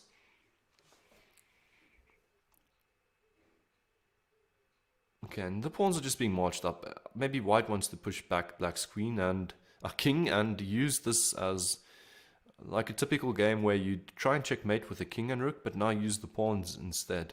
Quite a creative idea. h6, preparing to just push g4, g6. And I'm changing my evaluation of the position. At worst, well, black is definitely worse now. White has succeeded in creating 3 connected passed pawns there. And going, oh my, this should just be game over. It would be very classy of Matt to sack the rook now for the knight and go h7. G6 and G7. That would have been fantastic. If he had gone knight, rook takes D7, king takes or whatever, and just H7. And no matter how the other rook defends, just going G6 and G7. But we're going to see it's game over now soon. Not much to do about this pawn advancing. And this has just been a brilliant game from Mr. aNaartjie. Surprisingly, I thought this was going to be lost for him. He can push G7 now. He does the sack, but he waits an extra move. So now if rook takes H7, you just make a queen. And if the rook does something like this, you can just make the queen on H8. And the black is lost. We have seen G Zulu continue playing for a while, but in this game he decides not to after he's lost. And first place is now clearly gone to Matt Pon. And with about 40 minutes to go, is there any sign of life on Clarence's account? Let's just quickly take a look if he is playing at all. No, he isn't. He hasn't played any games today. The Rhino has followed him, not the Ostrich, if you're wondering if that's me. And okay, G Zulu has been very exciting so far throughout the tournament. Schwarzstier has been losing some momentum. And I'm not wrong in saying that this tournament is vastly inferior to the previous Corona Chessboard team battles, with only 132 players playing this time. And I'm seeing an exciting pairing there on first place. Cool's the MC versus the aNaartjie. And Cool's the MC, zero respect, berserks the aNaartjie. And let's just see how we got here. This is insane. Very normally kind of like a perk setup. And just getting castled quickly. And here Matt starts. What is he going to do with these knights and pawns on the king's side? Always the question. F5 immediately. Ooh, black should have really just captured here. Now this pawn is going to go to F5 and... oh no, you're playing on the queen side with this sad pawn of yours. Matt's just going to destroy you. He's just going to push all of these pawns up, and this is definitely what he starts doing. G5, G5 on the board already. Where was this pawn when it started the game? On G2. We've got H4, and I'll just simply G6 after F6, and... I don't know. This is very sad. Look at this. This is so picturesque, and they're all aimed towards this black king. It just feels like white is going to slip in mate over here, and he captures. This is brave as hell. I would have gone H6. He captures. Cool's the MC. He's not keeping his cool. Makes a flight square for the knight to go to F8 to stop this mating idea.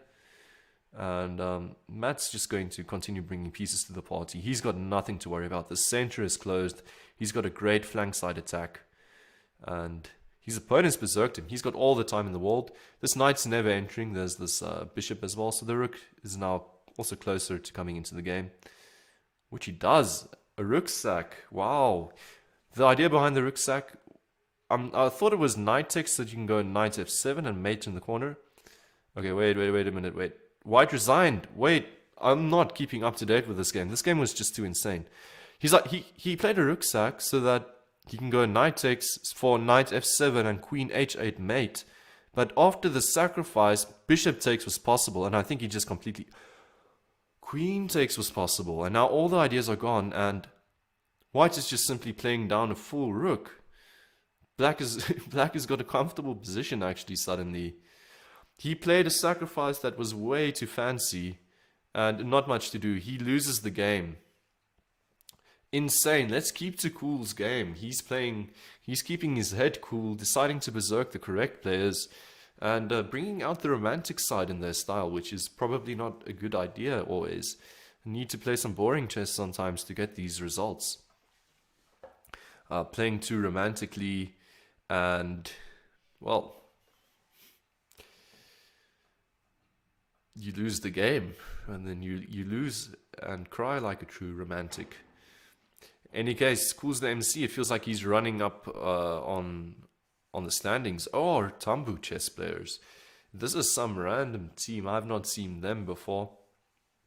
And I don't know, someone please help me over here. Is Oar Tambu also a chess district in our country? I used to play chess when I was young for KwaZulu-Natal, and it used to just be the provinces back then. I think Sedibeng, and I mean, there were some divisions in Gauteng's provinces about which region is which, but never have I heard about OR Tambu chess. I know there was like a big division where, I mean, even KwaZulu-Natal got divided into a few regions, and one of I think the main arguments was that Chess South Africa made was that you can't have these huge provinces with tournaments in one of the cities, and then all the players need to transport to that one location to play and enter the team. They can maybe just make a larger essays tournament and make sure the appropriate people get to participate. So it's kind of the abolishment of these regions happened, and a lot of new regions started, but never have I heard about OR Tambu chess. Okay, so I was looking at this as well. He was going to go bishop takes and knight here, so that he's got this attack, but I was just a bit afraid about bishop e6 in this position, but I think maybe he feels his compensation lies in the attack of the e4 pawn, but yet again, f5. Oh my. Lucky Mr. Cools. Lucky. That's a mate in 2. That's not even a check on the bishop. That's a mate in 2. That was just insane. Maybe that was a slip. Maybe he was thinking, okay, I'll go bishop e6 and then f5, and he was thinking about pushing f5, and played bishop f5 immediately. No, but walks into mate in 2. Half an hour to go. Gauteng North now dominating. Western Cape, actually, it seems that they've brought some of their players. Some of them are taking this serious. Maybe these are the players that are left after they had their trials. The players that weren't playing managed to go over and play for this team over here. So it's not their strongest team. As you can see, they didn't even manage. Well, they did manage 20 players. Wischenzuch is playing. Seems like he's going to be getting his first point. Maybe they changed their trial times. I wasn't following the action anymore. And aNaartjie goes down. Oh yeah, that was Mr. Cools taking him down. He's playing another game. And Cools is lucky there. After that win, he's just paused this game. So we'll go back to Mr. aNaartjie and see what he's up to. He's losing another game. Is he though? Oh my word. He came back furiously and decided to berserk, but now he's just lost. Trying to go for a perpetual here, but I'm not buying it. I'm trying to calculate the line, but I'm not seeing the perpetual after this trade and king there. Meanwhile, White is not going for this trade immediately. He's just going to insert a few checks, makes sure that he's up a queen in material, though not up a true queen. Matt Pon is walking into some dangerous things over here. A queen trades, and this is game over. Matt Pon goes down for the second time. Let's quickly see what happened. Well done to Mr. Fireproof. He should be named Mr. aNaartjie Proof. And what opening did we have? We had another exchange French. Okay. So this seems to be very topical of today's tournament. And why can't I go up to the board? Okay, great. We have an exchange French, and Okay, the board is showing clearly. I was just paranoid there for a moment. Exchange French and c6. Not going for. I'm seeing a lot of players go knight c6 in these exchange French variations. So it puts the bishop here and allows this file to open. Maybe he wanted to play with a file, so king f8. Okay, this was his idea. He wanted to play with a file, so didn't castle, but then was left with this awkward knight on e7, knight c3, and rook e8, just defending the piece. And his plan is maybe to go back for this file in a second. And where did it go wrong? Where did it go wrong?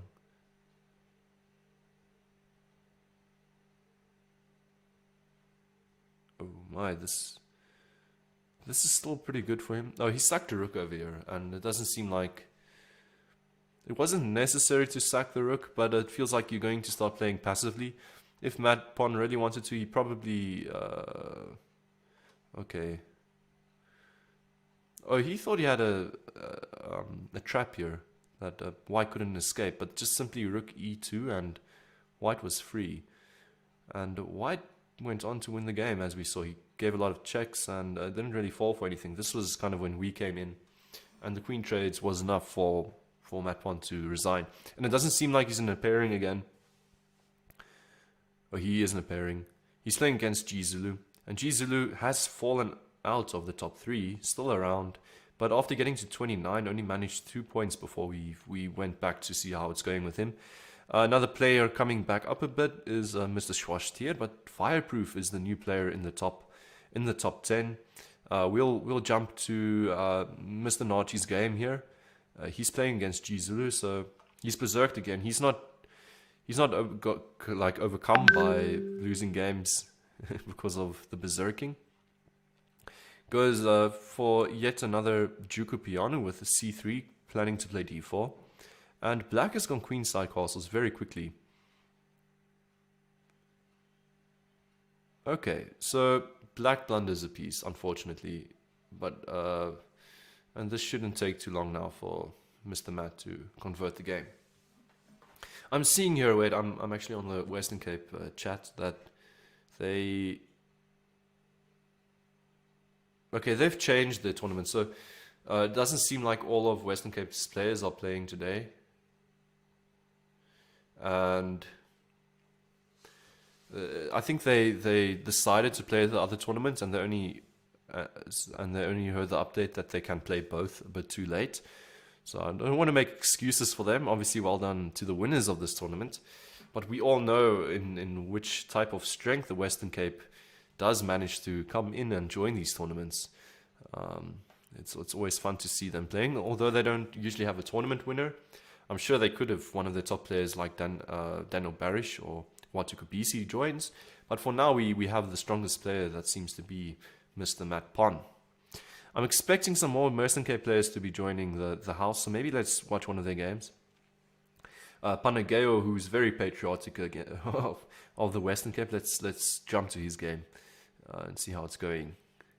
This seems close to over. He's playing with no time at all, pre-moving the hell out of this position. He's got checkmate coming soon. He doesn't want to lose on time. He's going to play King G1 probably. Oh no, he got flagged.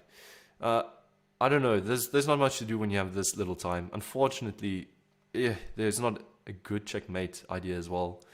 So let's keep to his page. I'm guessing we're going to get a new game of his now, any second soon. He's in the pairings.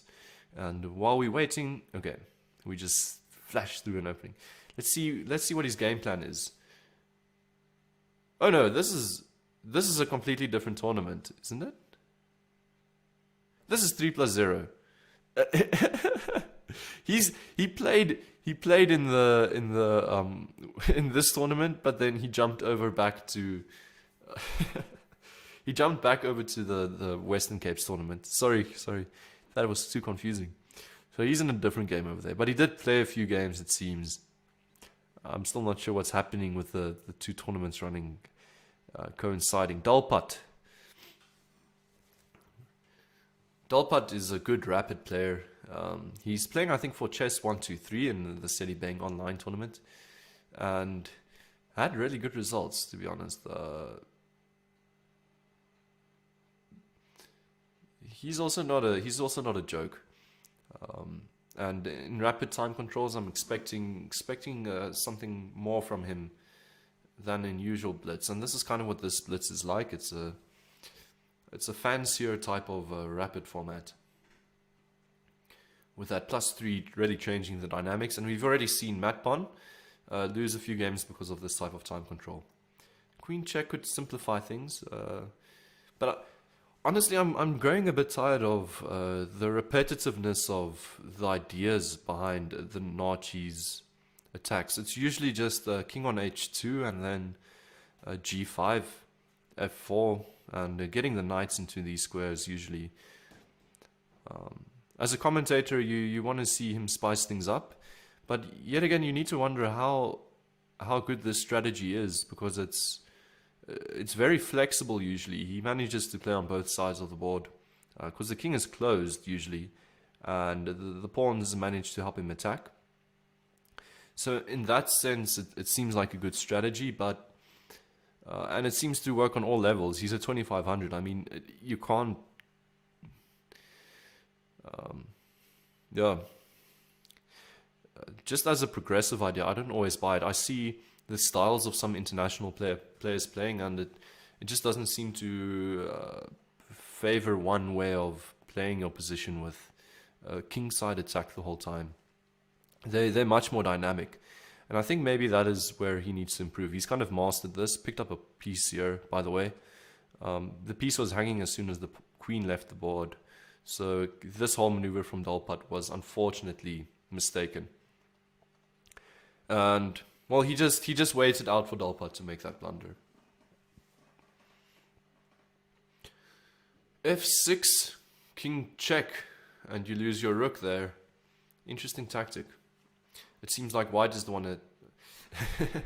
And here's the true romantic again. He wants to play g6 and pick up the piece like this. Oh no, even better. Okay. Matpon's definitely going to take the tournament today. I guess there's just 23 minutes left. I don't think anything too interesting will be happening. He's on fire again with 49. The closest to him, Nightmare 101. We saw this player in the previous Corona Chess War Team battles, and it seems like he has been playing today, but joined us a bit later. So let's watch one of his games. And to be more fair with Mr. Jonathan Livingston, I think this player's got more potential to be FIDE Master about the Abru as the other player we were looking at, Mr. Schwarztier. Okay, so Berserk against Anton P6. And I'm just guessing Anton Goosen would be playing with a higher blitz rating than this, so I'm not even going to suggest that it's him. And we have a Queen's Gambit accepted, but we have this C5, these very modern variations thereof. And this kind of reminds me of the game Matt was playing where he managed to win an extra pawn here. But black should be very equal in this position. And if this is one of the Antons we're thinking of, he's going to have a good game. Playing with a 2000 rating is by players that don't play online chess regularly, but play with the board and are strong with the board. They sometimes consider themselves good enough when they get to 2000, not bearing in mind it's online chess. So this player might be very strong, and not having berserked might feel that he could reap some advantage here from Mr. Nightmare 101. In any case, I'm liking what Nightmare is doing. He's got the bishop pair. The imbalance in the position is these two pawns versus the pawn on b7 and a7, and he wants to play with the files, so he's just setting up a great file play. He's going to have rook takes on d1 and play with this file and on the b file, and potentially he could make the position symmetrical if the queen wasn't around and he managed to capture on c6. The position would have been very symmetrical. In any case, there was a queen trade now, so Nightmare is considering going for the endgame. So there were probably different ways to play this. I would have maybe tried getting my queen to this square and my rook active. I like keeping my queen around. So it's just the style difference. Some players are just great at the end game. Maybe looking to put this pawn on c5 and bishop here and get the pawn to e4. Maybe the long-term type of positional advantages are more. We're going to see bishop takes c6 maybe.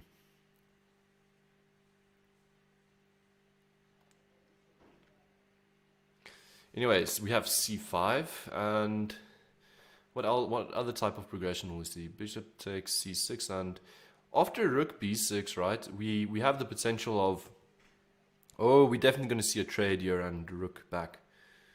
This is going to happen. Mark my words, yep. Rook b8 now, this pin, and now rook back. You could maybe, yeah, you can get away with this because this comes with check. And white looking for another rook to enter the game soon. Black not liking his position, playing down a pawn. Opposite side colors bishops, but as soon as this game converts, like this. This is an instance. Now white's definitely won because you're getting the c6 pawn as well, and you can just push it all the way here. You can even put this rook behind the pawn to start with. Maybe this is how I'd play it. Just get the rook here, get the other rook here, and push the pawn to c7. And I don't think black can do much.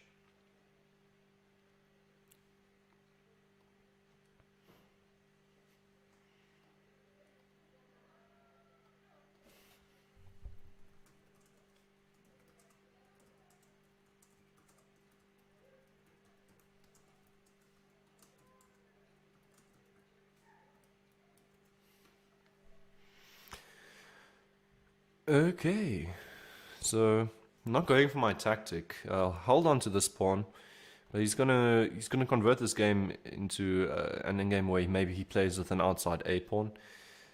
But I would have definitely not have worried about the a pawn in the first place. This pawn was so far advanced, and now you need to put your rook on a8 and just simply push the pawn to a7.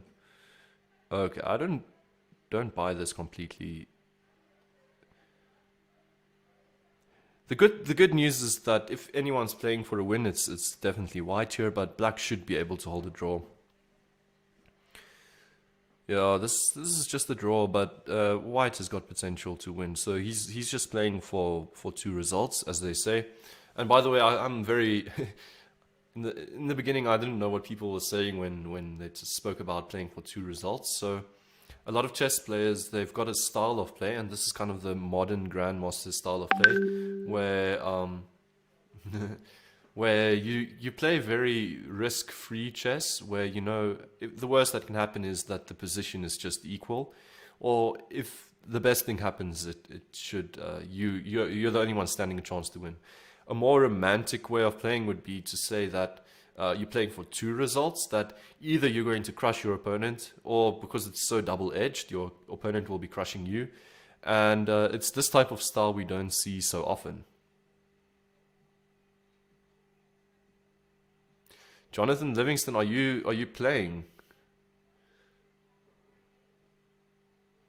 Or are you drinking? Because I know rounds is also what we students we students do when we play chess. So if you are playing, I'd like to go and watch one or two of the games. I said I'd watch Rookie's game. Oh, aNaartjie's bringing it. Oh, you're playing against aNaartjie. I think we should jump over to that. By the way, white could have just taken this pawn and gone for rook a8. We'll go to Grot after this. Oh, okay, black. Okay, so let's watch your game. I don't know why we haven't been watching this earlier on.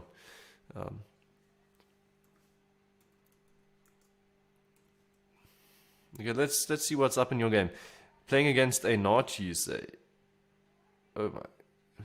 Wait a minute. Why am I not finding? No, I should hover on the name first and then go to the game. Oh, you're playing against Mr. aNaartjie.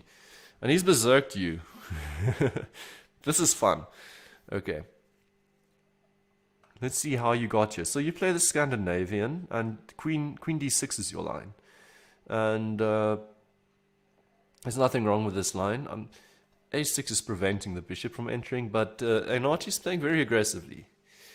And you're keeping it up on the clock, but not necessarily...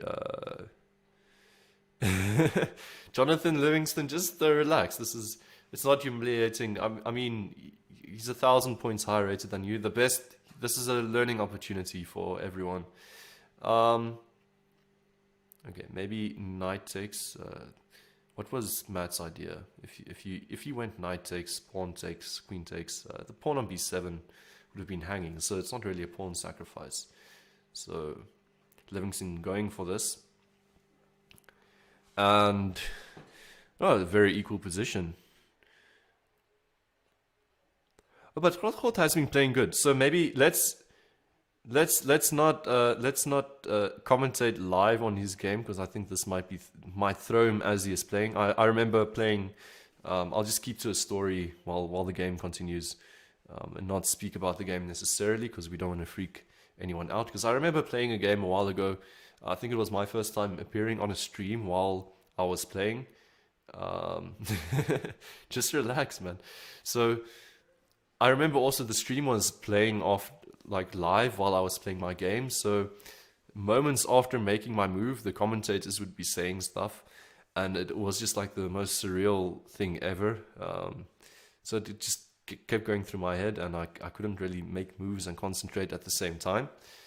So just to keep one of the people that seems to be supporting the channel calm, we'll be discussing other things while the game is happening, and we'll come back to the game after it's played. But it'll be running, so I'll only discuss the game after it's done.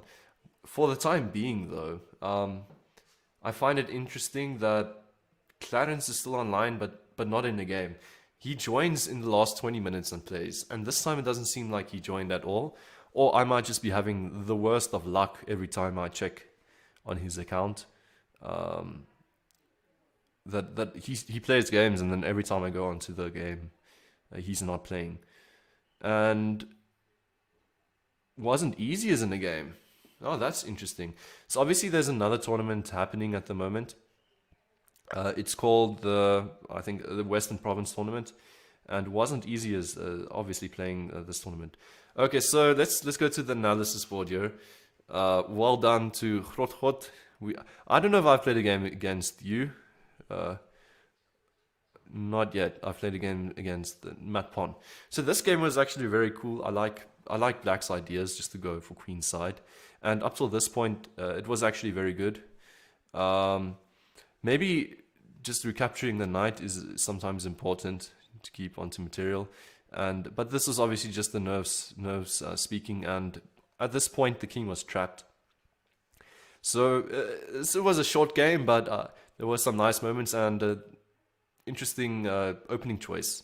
Queen d6 in the Scandinavian, quite an aggressive option, and one that you actually need to know quite a lot of preparation for. So, good luck to Grothgott. You're still in the top 10. You can definitely end in the top 10.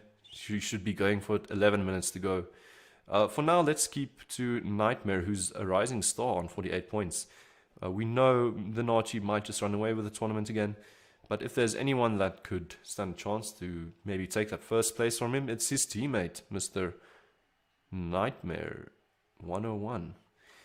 I guess that's a clever name. 101 and giving people nightmares. Is he in pause mode? Because I'm not getting a pairing from him. He's in pause mode. Okay, so Matt has got paired with Anton again. He just played against him. And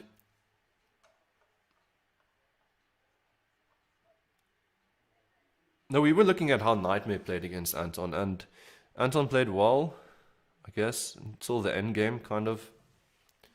And here, the aNaartjie has picked up a pawn in, a kind of traditional Sicilian.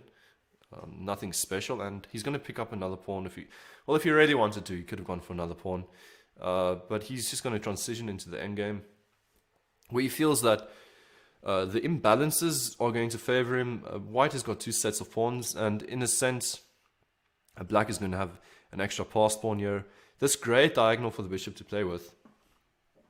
Even, well, I was going to say, even if white throws back the bishop to keep like a material type of symmetry, then it's going to take him a while to get the bishop active into the game. Okay, this pawn is now hanging with check. And it feels like Anton, he plays well until he transitions into the endgame. He's got more than enough time on the clock. He shouldn't be blundering pawns like this. That's the only thing I'd say. Like a great player, I've been looking at the kind of just positional motifs and ideas in the middle game, and that's really his forte. But with nearly 5 minutes on the clock, you should really not be blundering pawns going into the endgame. I mean, a pawn in the endgame is worth so much. It's not a pawn in the middle game. It's accentuated how much it is. And now Matt's not going to repeat. He's going to play for the foul and then play for more. He's maybe just helped his opponent reach 5 minutes again on the clock, the amount of time he started with. So this is what he's looking for. He's going to bring that rook here. Yep, and these pawns will be hunted down, and then rooks will be traded, and not even maybe one of these pawns will become passed. White's only last hope is again this pawn. He needs to push it to a4 and get his rook behind the pawn. But I think it was in his endgame we didn't see the perfect technique. a4, get your rook behind it. If you can't get your rook behind it, just run the pawn up the board. In any case, I'm not sure what he's doing now. It looks like he's getting mated, kind of. Yeah, he's not getting mated, fortunately. Close call, though. Rook check. Might be getting mated now. How would Matt go about doing this? Check like this, maybe, and bring both rooks in. Anyways, king c6, and now mate is really a real idea. Okay, the two-move mate. Matt finds it. The only rooks on the board, but manages to mate without even going for an extra queen or anything like that.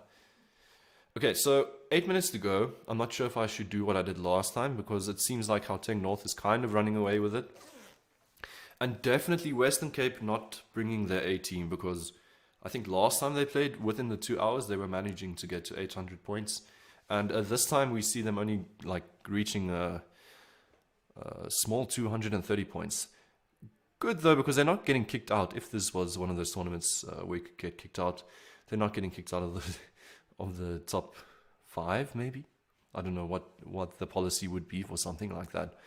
In any case, let's go back. Schwarstier, what's he up to? Joburg Metro players overtaking. The only real player for Esbjerg. This is Sari Bartman district. It's not Sedibeng. It feels like Sedibeng when you say it in your head. Clarence not playing. Freddie F5 is playing for the other tournament. Wasn't easy as well. So we'll stick to aNaartjie as he finishes this tournament and nearly helping his team to victory as Gauteng North is still dominating. And 7 minutes to go, this should be the last game of the tournament. Definitely Gauteng North winning this one was today. And not sure why I'm not seeing our other player, Mr. James Dinham. I haven't seen him in a while. Mr. Boomer Remover. He's not in there. So, in any case. F5 immediately trapping a piece. And the capture comes with tempo, so you don't even need to retreat your knight. So he only retreats it afterwards. Queen takes now, and White has got another comfortable game. He is going to be looking to convert it before the end of the tournament. And although he played a brilliant tournament, this is not his record-setting tournament by all means. Another fork, and well, Black should probably just resign and try and get in another game.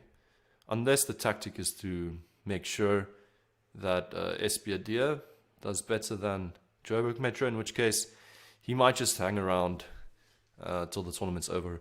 But 5 minutes versus 5.5 or something might be tricky. Although with increment you could quickly repeat a few moves, see if you can get the same amount of time on the tournament clock as your own. And be that very... Oh no, but this is resignable now. If he doesn't resign, yeah, it's just bad sportsmanship then. Okay, so Matt getting in that game, is he going to get another game in 69, or is he going to end on that marvelous number? Who knows? Let's see what happens. Okay. Justin Chess is featured in the top 10. Maybe Groot God, is he going to end in the top 10? Let's see what the story is. 32, Kaffee's 04. Behind him in a game, but how's that game going? Oh, remember, by the way, if you are still tuned into the stream, here's my only last point of advice. If you can, offer a draw sometime soon so that you can get those extra points in for your team and for yourself. And maybe if you want to end in the top 10, it's a good idea for yourself. Geez, Zulu also Gauteng North. Gauteng North running away with this tournament. And Mr. Grotgot is part of the top 10 and part of their first. So we've got a lot of good players in their team, but the top 2 places are kind of set. aNaartjie starting a game against Dalpat. Winston Dalpat as far as I'm concerned.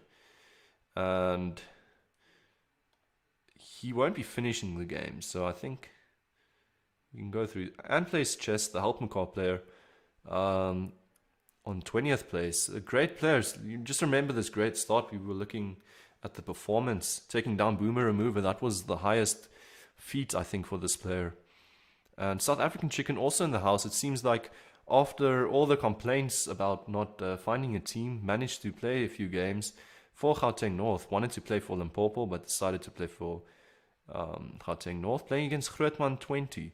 Grootman 20, trying to remember what the player's name is. I was also spectating a game yesterday about Grootman 20. So 3 minutes 40 to go. Maybe there's some suspense between these last 2 places. So we'll keep the lichess TV up over there. Let's see if it just displays. Don't want it to be in the way. So we'll move this as per usual for these last minutes. 3 minutes 20 to go. And as you can see, the aNaartjie and Dalpat have decided to berserk each other. 3 minutes 20 on the clock. And their team's doing pretty well. Joburg Metro trying to take over the second place. With not a big point difference there, about 11 points. So it's going to be interesting to see how these two teams handle their last minutes. Do they have the draw strategy in mind? Aren't they going to draw? Are they going to keep players hostage? What are the big ideas? And the time on the clocks won't be enough to finish the game, so I don't think that's even necessary to stay and watch. Rather, we can just keep it on the Corona Chess War Team Battle page and try and see what happens with these player standings. 472, 436, 429, actually pretty close, all three. I've seen players or teams get more than 20 points within these in the last minute. So it might just be anyone's. Okay, maybe 40 points is a bit of a stretch for Nelson Mandela to get that first place. But further, I mean, there's even a battle between place 4 and place 5. Western Cape and Espiadeer, close on each other's tails. And the aNaartjie is seeming to go into a drawn endgame. Or maybe this is one. You need to take that pawn on e2. Oh, he went for something else. Oh, he expected a pre-move. Minute 50 to go. Is Joburg Metro going to get some points for that? And I think they did. I think the game's over.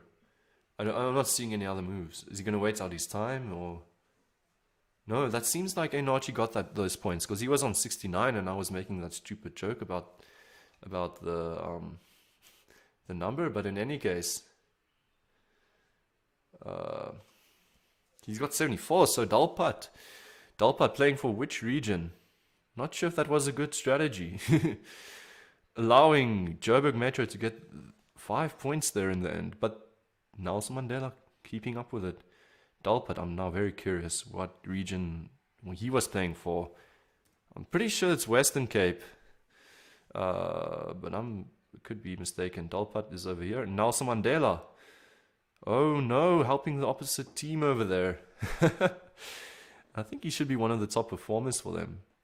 King Gladiator, Freeman, Dalpat there, 27. Not the name or shaming anyone. That is just something you don't want to do. You want to help your region with those points in the end. I know sportsmanship is great, actually, to allow aNaartjie that win. But he's in the chasing team, Joburg Metro. And 441, 446, those 5 points might just be crucial. 20 seconds to go. As you can see in the corner, that was the last game for both those players. 16-15. And is there going to be any last action there? Any draw strategies from Joburg Metro? Every point's going to count. 5 seconds to go. Is Joburg Metro going to change anything? And no, doesn't seem like it. Very lucky there for Dalpat. He showed good sportsmanship, and his team just won as well. So aNaartjie getting kind of the score he deserves, 74, not being held hostage there, having to score 69. And let's just quickly run through the top players or the top regions. Well done to Gauteng North for 82. They are always the big competition. And Grootgord, well done to you. Well done. 10th place over there, managing, I think, that draw I was speaking about. I hope that was on my recommendation that he managed it. Well done. This top place for Gauteng North, ending with that 31 points. And look at all these Nelson Mandela Bay players. 4 players, just dominating there. But Gauteng North taking the win, and probably because of the leader, Mr. Grootgord, and aNaartjie taking that first place in the individual standings. But Joburg Metro 441 behind Nelson Mandela Bay, Western Cape Chess, SBD, Sari Bartman District, and Tambo District I haven't heard of before, and Free State Chess not managing to bring all their players. In any case, here's the top 10 last time we look at them. Well done to everyone that participated. Thanks for the spectators and your guys' involvement. I enjoyed this event very much, and I'll see you guys next week for the next tournament. And oh, okay. Well done, Mr. Jonathan Livingston, as well. That was a really good result. In any case, I'm signing off. Enjoy your guys' night. And also, I'm streaming my own play a bit later. I think at 6. I'm playing the Ustaz event, and it's the first time I'm streaming it. So you can join again. But I'm so tired of myself already. So in any case, enjoy your nights, and thank you.